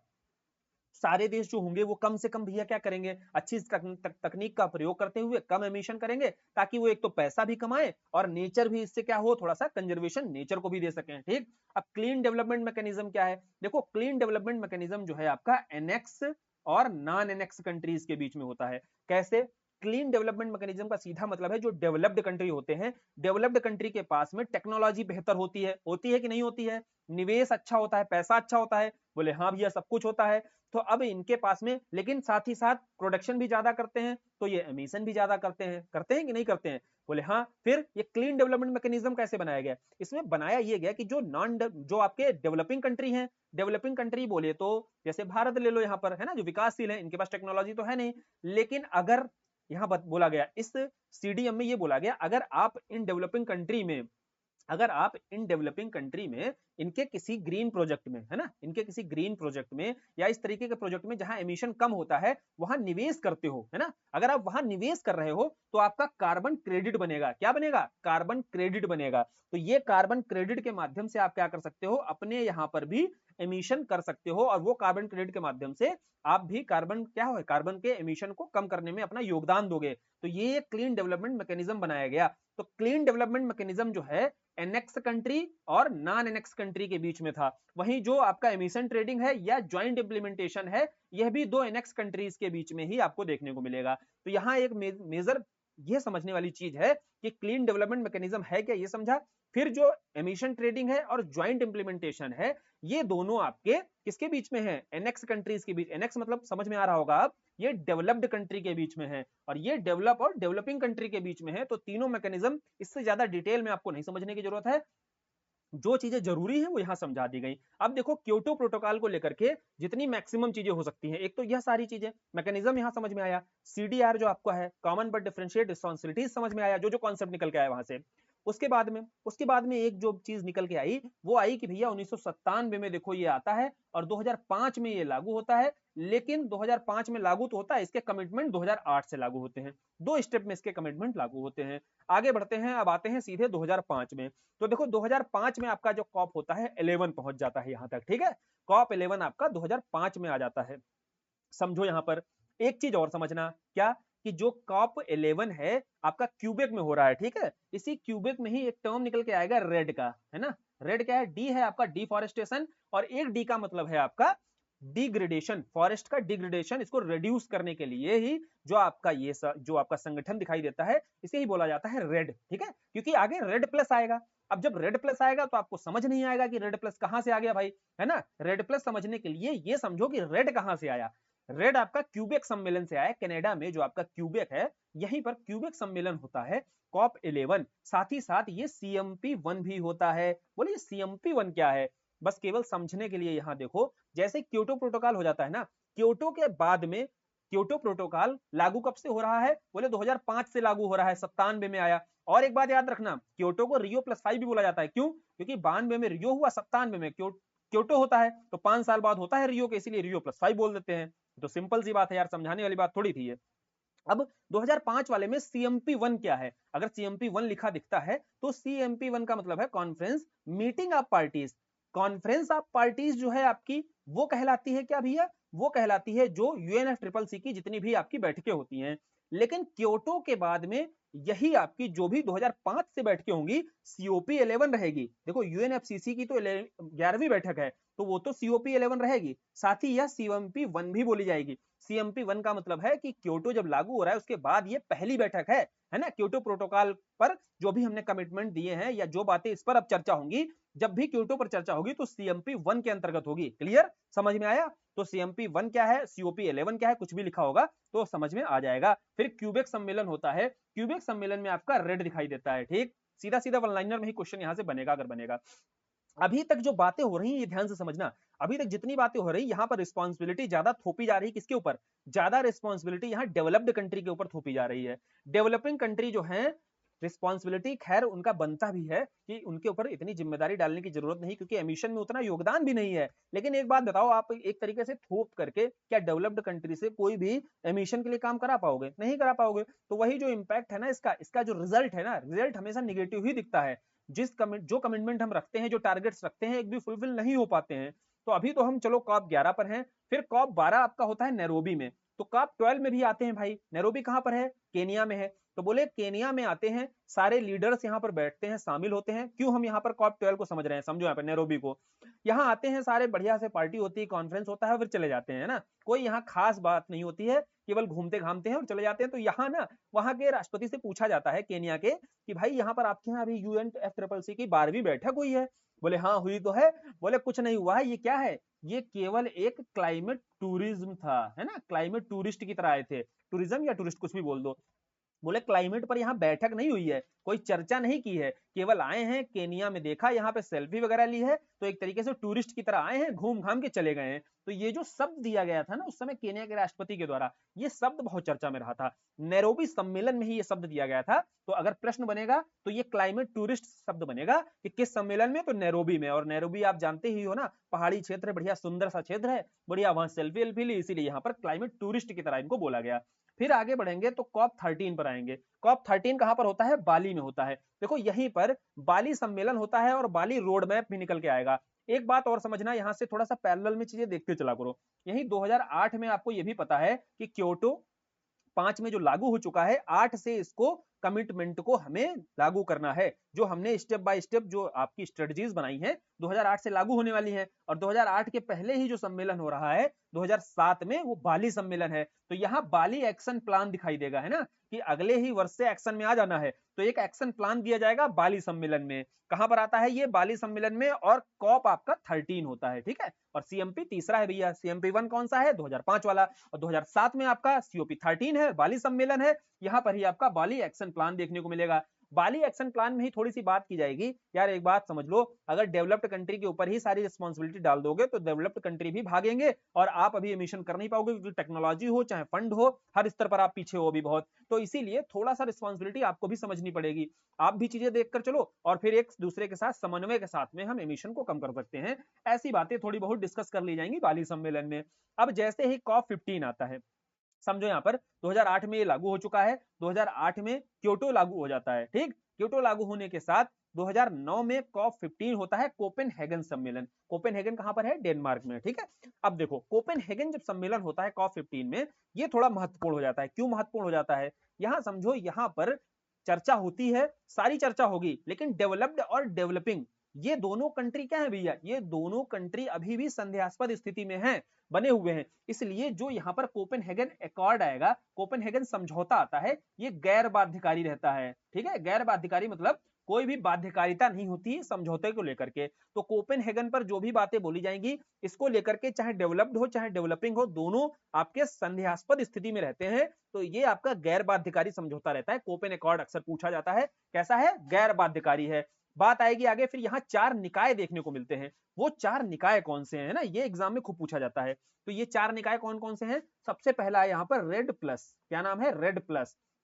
तो एक बात बताओ, रेड क्यों बताया था पीछे क्यूबेक सम्मेलन में? इसीलिए बताया था, जब रेड प्लस आएगा तो यहाँ दिमाग ना खराब हो जाए कि यार रेड प्लस कहां से आ गया। और रेड का मतलब क्या है? डी मतलब है डिफॉरेस्टेशन, मतलब जो डिफॉरेस्टेशन बढ़ रहा है या फिर आपका डिग्रेडेशन, जो वनों की क्षति हो रही है, केवल रेड उस पर ही सीमित था, ठीक है, समझना। तो ये प्लस क्या है? ये प्लस का मतलब है कि इसको थोड़ा सा और व्यापक बनाया गया, थोड़ा और ब्रॉडर एस्पेक्ट में। अब वनों को सतत विकास के साथ जोड़ करके देखा गया, है ना। जो वनों का क्षरण हो रहा है, इसको अब सस्टेनेबल डेवलपमेंट के साथ जोड़कर देखने की जरूरत है। यह बात कोपेनहेगन सम्मेलन में रेड प्लस के साथ की गई, ठीक। दूसरा एक देखो यहाँ पर निकाय निकल के आएगा, ग्रीन क्लाइमेट फंड। ये ग्रीन क्लाइमेट फंड आगे बहुत बार चर्चा होगी।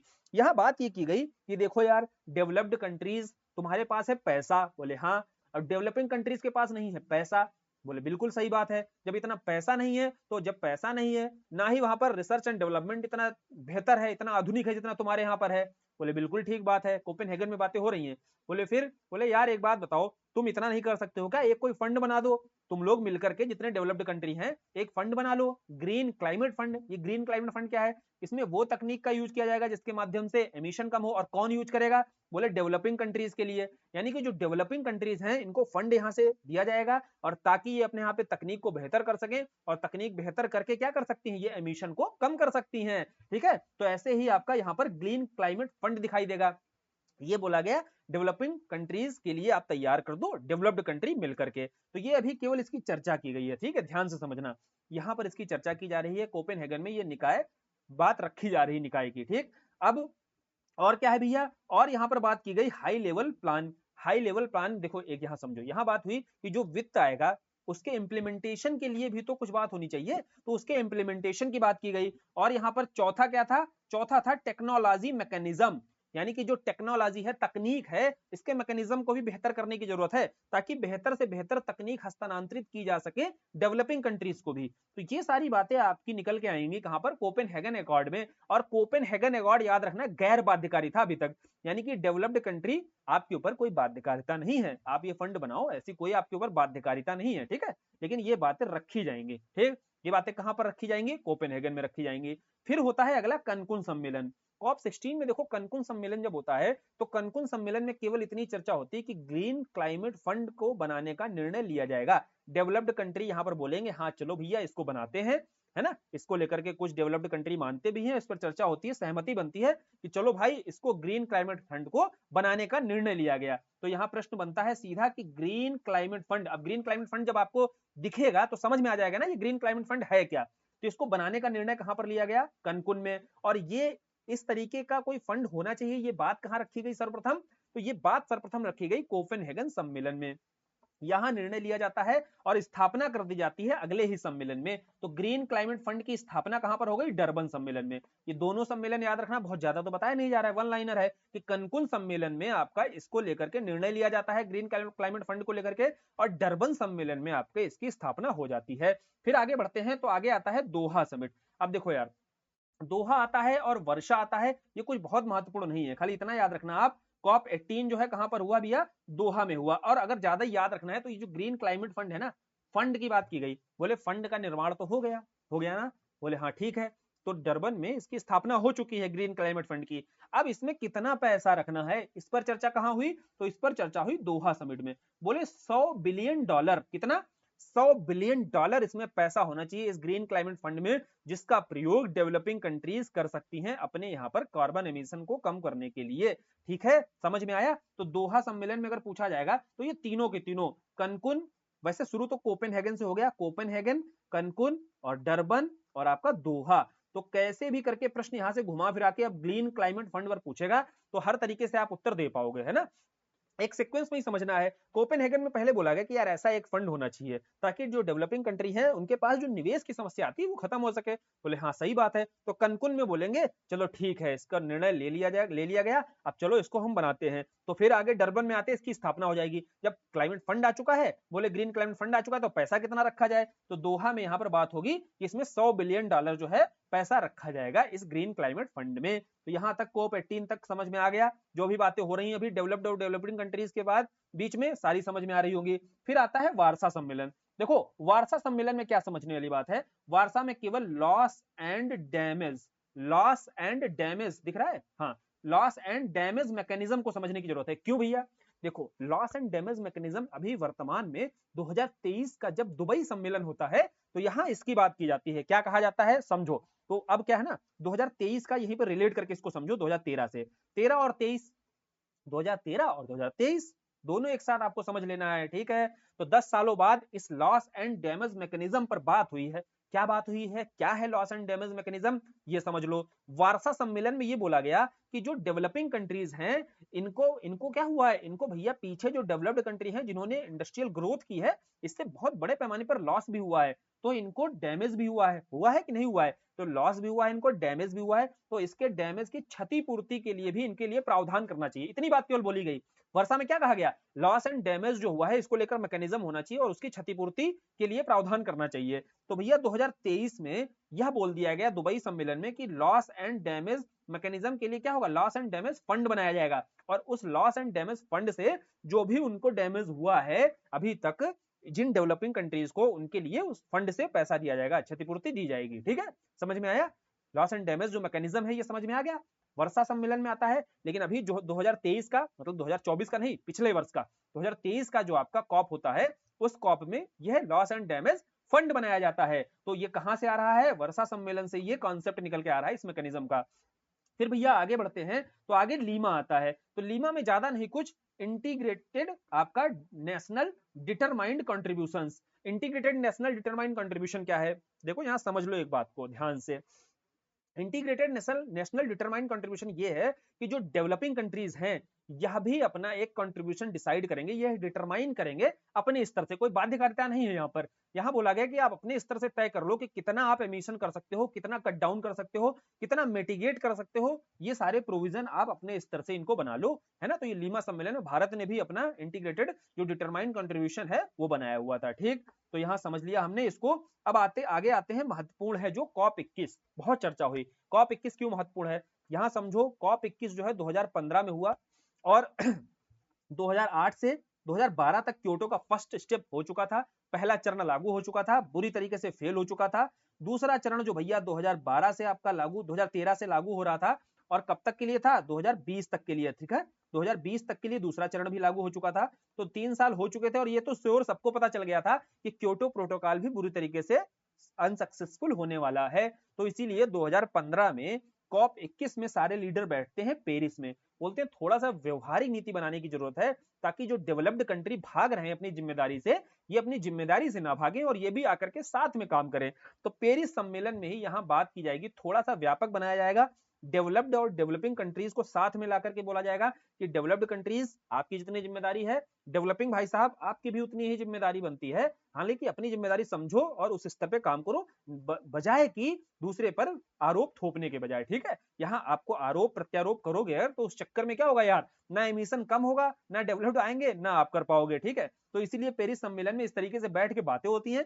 तो इसमें बात ये होती है कि जो टारगेट क्या रखा जाता है, टारगेट ये रखा जाता है कि हम जो है कार्बन एमिशन जो है, कार्बन की एमिशन, टेम्परेचर है, टेम्परेचर इतना कार्बन एमिशन करेंगे कि टेम्परेचर आपका 2 डिग्री से ज्यादा नहीं बढ़ेगा। अब बोले 2 डिग्री सेल्सियस कहां से, कब से, ये तो बताओ। तो 2 डिग्री इन्होंने बताया कि प्री जो इंडस्ट्रियल एरिया है, इंडस्ट्रियल इन्होंने माना 1750 में, मान लो औद्योगिकरण हुआ था, इंडस्ट्रियलाइजेशन 1750 में माना, उसके पहले जो टेम्परेचर था ना, उससे आज की तुलना में टेम्परेचर 2 डिग्री से ज्यादा नहीं बढ़ाएंगे, इतना हम कार्बन एमिशन करेंगे, ये टारगेट रखा गया। दूसरा ये बोला गया, और इसमें भी मैक्सिमम कितना, 1.5%, यानी कि अगर मान लो 2 बढ़ गया है, भैया 2 नहीं कर पा रहे हैं तो 1.5 तो ये लास्ट डेडलाइन रहेगी, 1.5 डिग्री सेंटीग्रेड से ज्यादा तो हमको नहीं ही बढ़ाना है। तो ये आपके जो टारगेट्स थे ये पेरिस सम्मेलन में तय किए गए। अब याद रखना, पेरिस सम्मेलन के जितने प्रोविजन है ना, ये कब से लागू होंगे, ये आपके 2020 से लागू होंगे। क्यों 2020 से लागू होंगे, क्योंकि जो क्योटो प्रोटोकॉल है, क्योटो प्रोटोकॉल का दूसरा स्टेप 2013 से 2020 के लिए लागू हुआ है, ठीक है। 2013 से 2020 के लिए क्योटो प्रोटोकॉल का दूसरा लागू हुआ है, ठीक। इसीलिए जो भी ये आपके कौन से, एक सेकंड रुकना, एक सेकंड, चलिए देखते हैं। अच्छा, यहाँ पर पेरिस सम्मेलन, एक मित्र का कॉल आ गया था, तो वो बिहार पीसीएस की वैकेंसी बता रहे थे, बहुत सारी आई हुई है, अभी देखा नहीं है तो आप लोग भी देखना, और बढ़िया अपॉर्चुनिटी है। देखो यूपी पीसीएस के लिए आप अगर कर रहे हो, तो यूपी पीसीएस के लिए जब आप सारे स्टैटिक सब्जेक्ट्स कवर कर लोगे अभी, और लगभग हो चुके हैं, तो यही जीएस का जो सिलेबस है बिहार का सेम सिलेबस है, अलग तो है नहीं कुछ वहां पर। तो वहां आपके पास एक मौका रहेगा, यहाँ पर 27 अक्टूबर को जैसे एग्जाम आप दे लोगे, उसके बाद आपके पास इतना समय रहेगा कि आप बिहार स्पेशल पढ़ लेना, ठीक है। तो वहां से आप बिहार स्पेशल तैयार करो, अभी क्या है यूपी पीसीएस पे फोकस्ड रहो। यूपी पीसीएस का आप बढ़िया से तैयारी कर लोगे तो करंट अफेयर्स और स्टैटिक दोनों आपका स्ट्रांग हो चुका होगा, फिर आपको केवल बिहार और बिहार पढ़ना रहेगा, ठीक, समझ गए। तो ज्यादा भड़बड़ाना नहीं है यहाँ पर कि यार वैकेंसी आ गई, छोड़ छाड़ के एकदम बिहार पे लग गए। बिहार पे ही लगे हुए हो, अगर बिहार पे भी लगना है तो ये समझ लेना, जो स्टैटिक कर रहे हो ना, ये करंट कर रहे हो, तो कुछ अलग नहीं पूछेगा, यही सब पूछेगा। वहां थोड़ी ना जियोग्राफी में यार कुछ और पूछ देगा, है ना, बिहार की जियोग्राफी जो पूछेगा वो बाद में पढ़ लेना। अब देखते हैं यहाँ पर पेरिस सम्मेलन में जो टारगेट डिसाइड किए गए, वहां पहला था कि देखो 2 डिग्री तापमान हम केवल बढ़ने देंगे, वो भी प्री इंडस्ट्रियल एरिया से, ठीक है। जो प्री इंडस्ट्रियलाइजेशन का टाइम था वहां से केवल 2 डिग्री, और ज्यादा होगा अगर डेडलाइन तो 1.5 डिग्री का। तो इस पर यार मोदी जी बैठे हुए थे, सहमति नहीं बन पा रही थी, मोदी जी इस पर साइन करने के लिए तैयार नहीं थे। तो बराक ओबामा साहब गए, कह रहे यार देखो कर लो इस पे साइन, है ना, सही चीज है ये, तुम्हारे लिए भी ठीक रहेगा, आगे तुमको भी डेवलप्ड कंट्री बनना है। बोले ठीक है चलो तुम कह रहे हो तो मान जा रहे हैं। तो ओबामा साहब की बात मानते हैं, यहाँ पर साइन कर देता है भारत।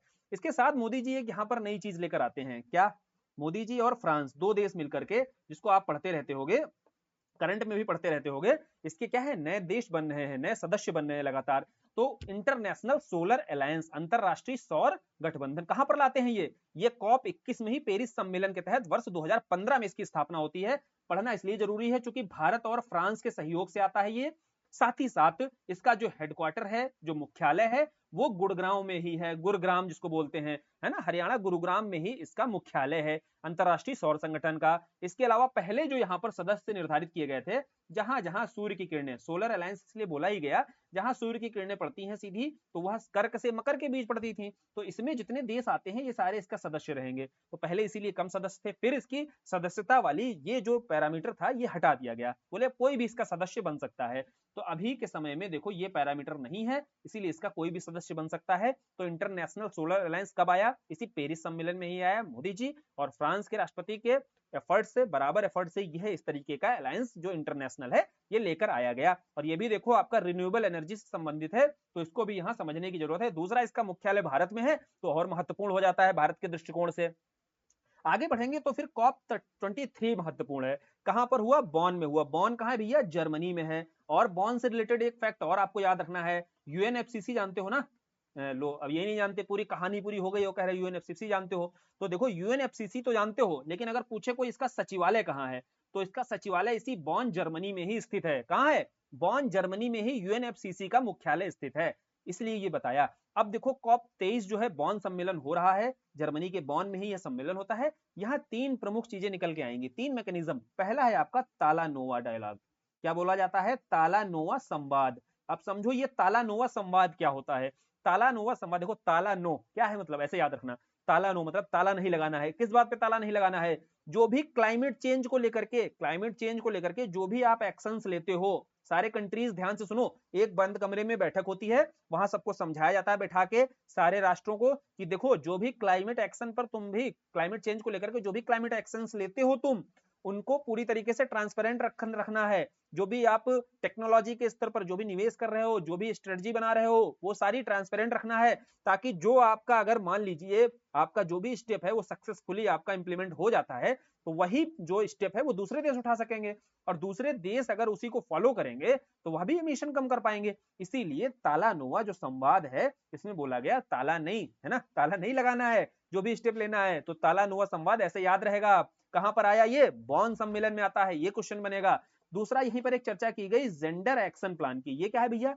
जेंडर देख करके आपको पता चल रहा होगा, कहने का मतलब है कोई भी एक्शन आप लेते हो, है ना, यही बिठा के बात हो रही है बान सम्मेलन में, कि कोई भी एक्शन आप ले रहे हो उसमें आपको जेंडर इक्वालिटी का ध्यान में रखना है। कोई एक्शन आप अगर लेते हो तो उसमें जेंडर इक्वालिटी का जरूर ध्यान में रखना है। तीसरी बात हुई लोकल कम्युनिटी की। ये क्या था? इसमें बोला गया, एक बात बताओ, कोई भी प्लान लेकर आते हो, कोई स्ट्रेटजी लेकर आते हो, बिना क्या वहां के स्थानीय लोगों को शामिल किए हुए आप इसको सक्सेसफुली इंप्लीमेंट कर सकते हो?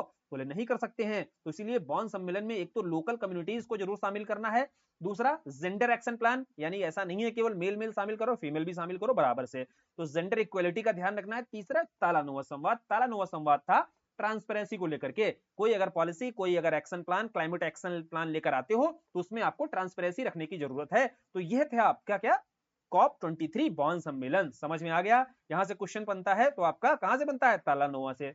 अब आते हैं सीधे 2021 में। 2021, 22, 23, 24 चारों वर्षों के हमें पता होने चाहिए कॉन्फ्रेंस ऑफ पार्टीज कहां पर हुई हैं। तो कॉप 26 बहुत महत्वपूर्ण है। क्यों महत्वपूर्ण है? कॉप 26 आपकी ग्लासगो में हो रही है। ग्लासगो कहां है भैया? उत्तराखंड में मौजूद है। उत्तराखंड बोल रहा हूं, यूनाइटेड किंगडम में मौजूद है। तो ग्लासगो सम्मेलन आपका कॉप 26 होता है। इसमें हमें क्या पढ़ना है? इसमें ज्यादा कुछ नहीं हुआ, पीछे वही पेरिस सम्मेलन अभी चल रहा है। 2015 से जो आपका जो दो पेरिस सम्मेलन आया है वो, और 2020 से देखो लागू हो चुका है। ठीक है, पेरिस सम्मेलन में जो भी समझौते एग्रीमेंट्स हुए थे, जो भी सहमति बनी थी, वो 2020 से लागू हो चुका है, क्योंकि 2020 में क्योटो प्रोटोकॉल खत्म हो चुका है। अब बोले अभी इसमें ज्यादा कुछ नहीं चर्चा है, चर्चा यही होगी कि यार कैसे इसको सक्सेसफुली इंप्लीमेंट किया जाए, नहीं तो ये क्योटो की तरह ये भी जो है अनसक्सेसफुल ना हो जाए, फेल ना हो जाए। तो यही सब चर्चाएं होंगी। बाकी यहाँ पर भारत की ओर से क्या कमिटमेंट दिया गया? भारत की ओर से पंचामृत घोषणा की जाएगी। ऐसे ही सारे देश देखो अपने यहाँ पर कैसे एमिशन को हम कम करें, कार्बन एमिशन को, ताकि क्लाइमेट चेंज पर जो नेगेटिव इंपैक्ट पड़ रहा है वो ना पड़े। तो इसीलिए भारत के द्वारा यहाँ पर क्या किया गया? पंचामृत घोषणा की गई। ध्यान रखना, ये याद होना चाहिए, एक एक पॉइंट याद होना चाहिए, कैसे भी यहाँ से घुमा फिरा कर पूछ सकता है। पंचामृत के तहत टारगेट ईयर यहाँ भारत ने रखा पहले 2030 का। 2030 के टारगेट ईयर में क्या क्या बोला है? 2030 में उसने बोला है कि हम 500 गीगावाट, यहाँ ध्यान से पढ़ना, 500 गीगावाट जो विद्युत का उत्पादन है वो हम किससे करेंगे? रिन्यूएबल एनर्जी से करेंगे। ठीक है, नॉन फॉसिल फ्यूल से करेंगे। कैसे? नॉन फॉसिल फ्यूल से। अभी हम ऊर्जा का उत्पादन कर रहे हैं मैक्सिमम किससे कर रहे हैं? बोले हम कर रहे हैं अभी तक फॉसिल फ्यूल से, कोयला आधारित थर्मल पावर प्लांट, पता है ना। तो यहाँ पंचामृत घोषणा में कहा गया मोदी जी के द्वारा कि हम 500 गीगावाट जो है नॉन फॉसिल फ्यूल यानी कि सौर ऊर्जा के माध्यम से, पवन ऊर्जा के माध्यम से इनका प्रयोग करते हुए विद्युत का उत्पादन करेंगे, ऊर्जा का उत्पादन करेंगे। दूसरा कमिटमेंट भी देखो यह था कि 2030 तक हम कोशिश करेंगे कि जितनी ऊर्जा का, विद्युत का हम उत्पादन कर रहे हैं उसमें से 50% किससे हो? नॉन फॉसिल फ्यूल से हो। ध्यान समझना, यहां पर पहला टारगेट है संख्यात्मक, कितनी? 500 गीगावाट। 500 गीगावाट किससे रहेगी? नॉन फॉसिल फ्यूल से रहेगी। दूसरा बोला उन्होंने कि जितना हम उत्पादन कर रहे हैं ना उसमें से 50% हम कोशिश करेंगे, अभी तो यार 70% हम कैसे करते हैं? फॉसिल फ्यूल से ही करते हैं, लेकिन हमने यहाँ पर घोषणा की पंचामृत के तहत कि 2030 तक हम 50% जो है नॉन फॉसिल फ्यूल से करेंगे। याद? यहाँ दो याद, दो कैसे याद हुए? दोनों हमें नॉन फॉसिल फ्यूल से याद हुए। तीसरा देखो 2030 तक ही टारगेट है इसमें भी, और इसमें बोला कि जो कार्बन की इंटेंसिटी है, यानी कि जो कार्बन जितनी इंटेंसिटी से हम रिलीज करते हैं या प्रयोग करते हैं, जो भी औद्योगिक गतिविधियां करते हैं, इसको हमें 45% तक कम करना है। याद रखना, 50% फंसाएगा यहां पर देकर के, यहाँ 45% की बात की गई है, यानी कि 45% तक हम कार्बन इंटेंसिटी को हम कम कर देंगे। टारगेट ईयर 2030 ही है, लेकिन यहाँ इंटेंसिटी 45% कम की गई है। इस 45% पर ध्यान करना, गौर करना थोड़ा। फिर इसके बाद में इसमें बोला गया कि 2030 तक हम 1 बिलियन टन, कितनी? 1 बिलियन टन जो है CO2 का उत्सर्जन क्या करेंगे? CO2 का उत्सर्जन में कमी करेंगे। ठीक है, क्या करेंगे? 1 बिलियन टन, ध्यान रखना यहाँ पर 1 बिलियन टन CO2 के उत्सर्जन की कटौती करेंगे, ये बात बोली गई। चौथा, पंचामृत है ना, 5 इन्होंने घोषणाएं की, 5 घोषणाओं में से 4 हमें पता हो गई, और पांचवी बहुत आसान है। पांचवी कहा है कि 2070 तक क्या करेंगे हम? कार्बन एमिशन को, कार्बन उत्सर्जन को शून्य कर देंगे। अब आपके दिमाग में आएगा कि क्या बिल्कुल कार्बन का CO2 का उत्सर्जन नहीं करेंगे ना? यही है क्या मतलब इसका? नहीं भाई, इसका मतलब यह है कि इंडस्ट्री से हम जितनी कार्बन को रिलीज करेंगे, इंडस्ट्री लगाई हमने, लगानी थोड़ी बंद कर देंगे, विकास थोड़ी बंद कर देंगे। तो बोले क्योंकि सबका साथ सबका विकास करना है भाई, बोले जितना जो है हम एमिशन करेंगे CO2 का, उतना ही हम सिंक कर लेंगे। और सिंक करने के माध्यम कई होते हैं, पेड़ पौधों के माध्यम से, ओशियन वगैरह के माध्यम से। ठीक है, इन माध्यमों से हम क्या करेंगे? हम ऐसी तकनीक लाएंगे जिसके माध्यम से CO2 का क्या हो सके, जो हम रिलीज कर रहे हैं, जितनी हम, मान लीजिए 100 टन रिलीज करते हैं, तो 100 टन को अगर हमने सिंक कर लिया है ना, हमने एटमॉस्फेयर में नहीं रहने दिया, जो एक्स्ट्रा रहेगी, तो उसको अगर हम सिंक कर लेंगे तो कार्बन एमिशन हमारा क्या हो गया? जीरो हो गया। यही भारत ने बोला कि ऐसा हम 2070 तक कर लेंगे। ये सारे स्टेप उठाते उठाते एक समय आएगा 2070 तक, जब 2070 तक हम ये टारगेट पूरे कर चुके होंगे, जो भी हमने यहाँ पर आपको बता दिए हैं। अगर रिवाइज करो, पंचामृत घोषणा क्या है ग्लासगो में जो की गई, ग्लासगो सम्मेलन में, तो COP 26 आपका ग्लासगो सम्मेलन, जहां पंचामृत घोषणा प्रधानमंत्री मोदी जी के द्वारा पहला बोलते हैं कि हम 500 गीगावाट ये देखो नॉन फॉसिल फ्यूल से बनाएंगे। दूसरा कहते हैं हम अभी थर्मल पावर प्लांट से बना रहे हैं ना, तुम देखना 2030 तक क्या होगा, हम 50% ऊर्जा जो है किससे ले रहे होंगे? नॉन फॉसिल फ्यूल से ले रहे होंगे, यानी कि रिन्यूएबल एनर्जी का यूज कर रहे होंगे। तीसरा बोले यार जो कार्बन की इंटेंसिटी है इसको हम 45% तक कम कर देंगे। चौथा बोले 1 बिलियन टन, 1 बिलियन टन लिख के रख लो ये, कि हम CO2 का क्या करेंगे? CO2 की कटौती कर देंगे एमिशन की। और फिर यही सब करते करते 2070 आएगा, और 70 में हमारा कार्बन एमिशन जीरो, कार्बन उत्सर्जन को हम शून्य कर देंगे। शून्य कैसे करेंगे ये भी समझा दिया। क्लियर? पंचामृत घोषणा क्लियर हो गई है ना, समझ में आ गई इजिली, सारी चीजें बिल्कुल व्यवहारिक तरीके से समझी। अब आते हैं COP 27 यानी कि 2022 वाला, ये होता है आपका मिस्र में, है ना। इसमें पहली बार जो है कंपनसेशन की बात की जाती है, क्लाइमेट कंपनसेशन की बात की जाएगी। इसी का अगला स्टेप जो है आपको दुबई में दिखाई देगा। दुबई में क्या होता है? लॉस एंड डैमेज जो फंड बनाया जाता है। तो केवल मिस्र में COP 27 जो होता है, यहाँ चर्चा होती है, कुछ ज्यादा यहाँ पर खास नहीं होता है। चर्चा की जाएगी यार इनको जो है क्लाइमेट कंपनसेशन देना चाहिए, है ना, इस तरीके से जो डेवलपिंग कंट्रीज है बेचारे, या लीस्ट डेवलप्ड कंट्री है, इनको कंपनसेशन देना चाहिए, कम से कम कुछ नहीं तो कंपनसेशन ही दो इनको, जो इनके एक तरीके से रिसोर्सेज का आपने हनन किया है, या जो आपने निगेटिव इंपैक्ट एटमॉस्फेयर में डाला है। अब सीमाएं बटी तो है नहीं, बोले जब बटी नहीं है तो उसका नुकसान इन्हें भी हुआ है, तो इसीलिए इनको क्लाइमेट कंपनसेशन देने की जरूरत है। तो ये आपका मिस्र में शर्म अल शेख सम्मेलन जो होता है, यहाँ पर इसकी चर्चा की जाती है। अब COP 28 जो दुबई में हुआ, इसी दुबई सम्मेलन में ही यही बात की गई कि भैया हम जो है लॉस एंड डैमेज जो फंड है, जो पीछे हमने कहां पर चर्चा की थी, वर्षा सम्मेलन में ये चर्चा हुई थी। वर्षा सम्मेलन में लॉस एंड डैमेज जो फंड की चर्चा, जो मैकेनिज्म की चर्चा की गई थी, वही यहां पर बताया गया कि दुबई सम्मेलन में इसका एक हम फंड बनाएंगे, और इस फंड के तहत ही जो भी लॉस या डैमेज होगा उससे क्षतिपूर्ति की जाएगी। समझ में आया? COP 27 और COP 28 में क्या प्रमुख बातें की गई। अब COP 29 कहां होना है? करंट में आपने पढ़ा होगा, बाकू अजरबैजान में। ठीक है,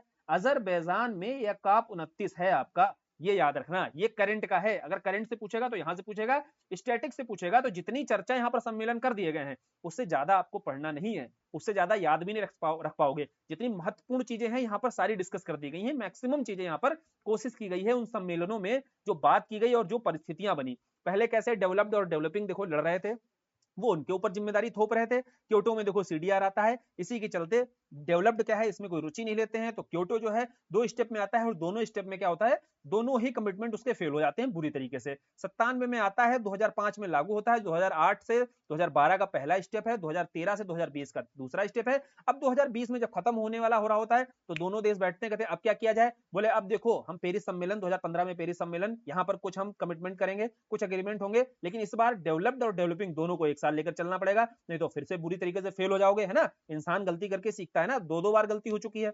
बोले अब गलती नहीं करेंगे, तो इसलिए अब पेरिस सम्मेलन को थोड़ा सा और ब्रॉडर बनाया जाएगा और पेरिस सम्मेलन लागू 2020 से होता है। तो यहाँ पर ही हमने पेरिस सम्मेलन के बाद में जो प्रमुख सम्मेलन हमने 22, 23, 24, 25 के देख लिए। जो भी आपका देखिए 23 का 2023 का जो आपका सम्मेलन होता है ये देखा, 2024 का कहाँ होना है, अजरबैजान के बाकू में होना है, क्लियर। और वहीं बीच में हमने ग्लासगो भी देखा, ग्लासगो में ही हमने पंचामृत घोषणा देख ली कि ग्लासगो सम्मेलन में COP26 में जो पंचामृत घोषणा की गई, फिर मिस्र और दुबई में सीधी बात की गई क्लाइमेट पर जो कंपनसेशन देने की जरूरत है, और दुबई में देखो इसको लॉस एंड डैमेज का फंड भी बना दिया गया। अब देखो यहां तक जितने सम्मेलन थे एक सरसरी निगाह से हमने रिवीजन भी मार लिया। अब आप बताना क्लाइमेट चेंज को लेकर के जो सम्मेलन हैं वो समझ में आए, वो समझ में अगर आए हैं तो फिर बढ़िया कमेंट मारो एक, है ना, शानदार एकदम। एनवायरमेंट को लेकर के आपको क्या करना है, एनवायरमेंट को लेकर के इसके बाद देखो थोड़ा भी और हम देखेंगे, national action plan for climate change जो है ना, ये भी आपका भारत का ये क्या है, एक्शन प्लान है। इस भारत के एक्शन प्लान से संबंधित भी क्वेश्चन आते हैं, अभी इसको देख लेते हैं आराम से शांति से, क्योंकि इसका वर्ष बहुत आसान है याद रखना। कैसे, क्योटो पढ़ लिया ना हमने, तो क्योटो जो है जिस वर्ष से कमिटमेंट लागू करेगा, भारत में बैठे हुए हैं उस समय प्रधानमंत्री कौन, मनमोहन सिंह। तो मनमोहन सिंह के द्वारा भी भारत में वर्ष 2008 में national action plan for climate change लागू कर दिया जाएगा। ठीक है, समझ में आया। लेकिन यहां समझने से पहले देखो पर्यावरण हो रहा है, यहाँ पर तीसरी क्लास है ये, और पर्यावरण को लेकर के आप लोग पर्यावरण की सुरक्षा करो और पर्यावरण से सुरक्षा मैं करूंगा आपकी। ठीक है, तो देखो पर्यावरण से जो भी इन्वायरमेंट से क्वेश्चंस आएंगे, डिस्कशन हो जाएगा, 5 से 6 क्लासेस रहेंगे, इसके बाहर 1-2 क्वेश्चन जाएगा, लेकिन मोस्टली आपका यहीं से कवर हो जाएगा। इतना टाइम रहेगा कि 2 से 3 बार रिवीजन कर डालना कम से कम इन क्लासेस का। ठीक, तो चलो अब देखते हैं national action plan for climate change. ये हमने देख लिया कि इसकी पृष्ठभूमि कब बनी है, ये सारे सम्मेलन देखो इसमें कवर हैं, हमने अच्छे से कर लिए हैं। ग्लोबल वार्मिंग का क्या इंपैक्ट पड़ता है ये भी देख लिया। अब ये आता है national action plan on climate change. ये हमने समझा कि 2008 से ही देखो याद करने का तरीका है, 2008 से ही देखो आपका क्योटो का पहला कमिटमेंट भी लागू हो रहा था, और क्योटो के कमिटमेंट के साथ ही वैश्विक स्तर पर भारत में भी national action plan on climate change लागू हो रहा था। किसके द्वारा भैया, मनमोहन सिंह उस समय प्रधानमंत्री थे, इनके द्वारा ही ये जारी किया जाता है कि हमारा आखिर एक्शन प्लान क्या है क्लाइमेट चेंज को लेकर के। अब इस क्लाइमेट चेंज के अंतर्गत ऐसा तो होगा नहीं कि क्लाइमेट चेंज को लेकर के सीधे कोई अगर पॉइंट्स होंगे, क्या होता है इसमें 8 मिशन होते हैं। 8 मिशन आपको ऐसे याद रखना है। कब आता है, 2008 में आता है। 8 से ही हमें हिंट मिला कितने मिशन होते हैं, 8 मिशन होते हैं। अब वो 8 मिशन कौन से होते हैं, देखो सारी चीजें याद रहेंगी, ध्यान से सुनते चलना जो चीजें बताई जाए। ठीक है, 8 मिशन कौन से होते हैं, 8 मिशन में कुछ 1-2 अगर आप याद कर लो, 1-2 के वर्ष याद कर लो। यूपीपीसीएस में क्या आता है, यूपीपीसीएस में इधर मिशन दे देगा, सामने उसका वर्ष दे देगा, 2010 दे देगा, 2012 दे देगा। अब 2008 से कम देगा तो लगाओगे नहीं, क्योंकि ये एक्शन प्लान ही कब आया है, 2008 में आया है, तो इसके आगे का 2010, 2011, 12 ऐसे ही देगा, आपसे कंफ्यूज कराएगा। तो 8 मिशन पहले देख लो। एक तो सौर ऊर्जा पर मिशन है, दूसरा देखो संवर्धित ऊर्जा पर मिशन है, तीसरा सतत पर्यावास पर, सस्टेनेबल हैबिटेट पर है, चौथा आपका देखो जल पर है, वाटर पर है, पांचवा आपका हिमालयी क्षेत्र पर है, छठा आपका ग्रीन इंडिया मिशन है, सातवां देखो सस्टेनेबल एग्रीकल्चर पर है, और क्लाइमेट चेंज पर है आपका ज्ञान मिशन। ठीक है, नॉलेज मिशन। समझो यहाँ पर ये 8 के 8 मिशन जो हैं, ये ओवरऑल तरीके से ये निर्धारित किया गया है कि आपका सोलर मिशन, चाहे आपका सस्टेनेबल हैबिटेट मिशन हो, चाहे वाटर हो, चाहे ग्रीन इंडिया हो, चाहे एग्रीकल्चर हो, जो भी चीजें आपके देखिए कार्बन डाइऑक्साइड के एमिशन को बढ़ाने का काम कर रही हैं या मीथेन को बढ़ाने का, कुल मिलाकर ग्रीन हाउस गैसों के उत्सर्जन को बढ़ाने का काम करते हैं, वहां पर ही हमें एक्शन प्लान्स बनाना है। ऐसी प्लान्स बनाने हैं, ऐसी योजना बनानी है ताकि इस एमिशन को कम किया जा सके। और इस एमिशन को कम कैसे किया जा सकता है, देखो इंडस्ट्रीज वगैरह में हम जीवाश्म ईंधन का प्रयोग करते हैं, जीवाश्म ईंधन की जगह अगर हम सोलर एनर्जी का यूज करने लगे बड़े पैमाने पर, तो इस फॉसिल फ्यूल से निकलने वाले कार्बन डाइऑक्साइड को कम किया जा सकता है। समझ में आया कि नहीं? तो यही सारे प्रयास हैं। एग्रीकल्चर को क्या है भैया, अब एग्रीकल्चर को देखो, हम अगर जीरो बजट नेचुरल फार्मिंग का यूज करें या हम नेचुरल फार्मिंग का यूज करें, ठीक है, या फिर हम फर्टिलाइजर के स्तर पर देखो जो भी बात की जाती है सरकार के द्वारा, यूरिया की बात, नीम कोटेड यूरिया का यूज करें, ऐसे प्रावधान अगर हम एग्रीकल्चर में करेंगे तो CO2 का जो उत्सर्जन होता है, जुताई के स्तर पर भी जो CO2 का उत्सर्जन होता है वो सब संभाला जा सकता है। तो यही एक्शन प्लान थे 2008 में मनमोहन सिंह जी लेकर आते हैं। अब इसमें वर्ष देखो इसका याद कर सकते हो, सौर का, सोलर का मैं याद करा दे रहा हूं। सोलर का कैसे याद कर सकते हो? सोलर का आपको बोलना है क्या, टेंशन। क्या बोलना है? टेंशन रहती कि नहीं आपको रहती है? बोले हाँ रहती भैया, तो टेंशन बस ऐसे लिखो, टेंशन लिखा तो 10 क्या है भैया, 2010 है, ठीक है। 2010 में सन क्या है, सोलर है, ठीक है। सन मतलब क्या होता है, सूर्य होता है। तो टेंशन आपको रहती है, टेंशन से आपको याद हो गया 2010। अब टेंशन जब आपको होती है तो आपको क्या याद आता है? बोले हमें घर याद आता है भैया, हमें अपना घर याद आता है, तो सस्टेनेबल हैबिटेट मतलब अपना हैबिटेट याद आता है। तो 2010 ही वर्ष है किसका, हैबिटेट का, और 2010 ही वर्ष है किसका, सोलर का, सन का। टेंशन, बस एक शब्द याद रखना है, टेंशन, ठीक है। टेंशन को बस लिखना ऐसे है, टेंशन। टेंशन आप लिखोगे तो 2010, 10 मतलब 2010, और शन मतलब सूर्य, और जैसे ही आप टेंशन में होते हो तो आपको हैबिटेट, तो जो आपका हैबिटेट वाला सस्टेनेबल हैबिटेट वो भी क्या है, 2010 है। तो 2 वर्ष मैंने याद करा दिए, बाकी ज्यादा वर्ष महत्वपूर्ण है नहीं, खाली ये सस्टेनेबल एग्रीकल्चर का पूछता है तो 2014-15 है, और ग्रीन इंडिया कब है, 2014 में है, ठीक है। नई सरकार जब आती है तभी ग्रीन इंडिया आपको दिखाई देगा, ऐसे याद कर लेना, ठीक है। तो ऐसे अब आपको याद रखना है, जो 8 के 8 मिशन है ये एक बार पढ़ लेने हैं सारे, देखो यहाँ चर्चा कर दी गई है। तो national action plan on climate change समझ में आ गया होगा। और क्लाइमेट चेंज को लेकर के अब याद रखना, क्लाइमेट चेंज को लेकर के इससे बाहर देखो प्रश्न नहीं जाएगा, मैक्सिमम चीजें यहां से कवर हो जाएंगी। अब हम आगे जो अगला डिस्कशन करेंगे पोल्यूशन को लेकर के, चौथा मेजर टॉपिक कौन सा था, पोल्यूशन। तो पोल्यूशन को लेकर के भी प्रश्न खूब पूछे जाते हैं एग्जाम में, उसको डिस्कस कर लेंगे। जो मोटा मोटा टॉपिक है यही बचता है, फिर ये ओजोन क्षरण है, एसिडिफिकेशन, अम्ल वर्षा वगैरह है, सस्टेनेबल डेवलपमेंट, ये छोटे छोटे टॉपिक है, एक ही क्लास में हो जाएंगे सारे। तो बड़ा जो टॉपिक है अभी पोल्यूशन का रह जाता है, इसको आगे डिस्कस कर लेंगे। और आप लोग अपना फीडबैक देना कि क्लाइमेट चेंज को लेकर के बहुत जटिल टॉपिक था ये। जटिल का कहने का मतलब ये है कि जो ये कॉन्फ्रेंसेस वगैरह होती हैं ये बहुत कठिन होती हैं समझनी, क्योंकि ये कोर फैक्चुअल टॉपिक होता है यार। अब कोर फैक्चुअल है, इसके पीछे अगर परिस्थितियां नहीं समझ में आएंगी तो फिर क्या क्योटो में हुआ, क्या डरबन में हुआ, ये समझ में नहीं आएगा भैया। ग्रीन क्लाइमेट फंड क्या होता है, अब आप अगर पढ़ोगे जाकर के बुक पढ़ना या कोई भी सोर्स हो जो आपके पास उसको पढ़ना, समझ में आ जाएगा क्लाइमेट चेंज से रिलेटेड जितना भी आपके पास न्यूज आएगा। क्लियर? चलो फिर आज वीडियो को यहीं खत्म करते हैं। कमेंट वगैरह करके बताया करो कि भाई कैसा लग रहा है, और मजा आ रहा है तो फिर सारे कमेंट बढ़िया बढ़िया से एकदम कर दिया करो, ठीक, और शेयर किया करो। कहना पड़ेगा क्या यार अब शेयर करने के लिए, है ना। चलो फिर, धन्यवाद।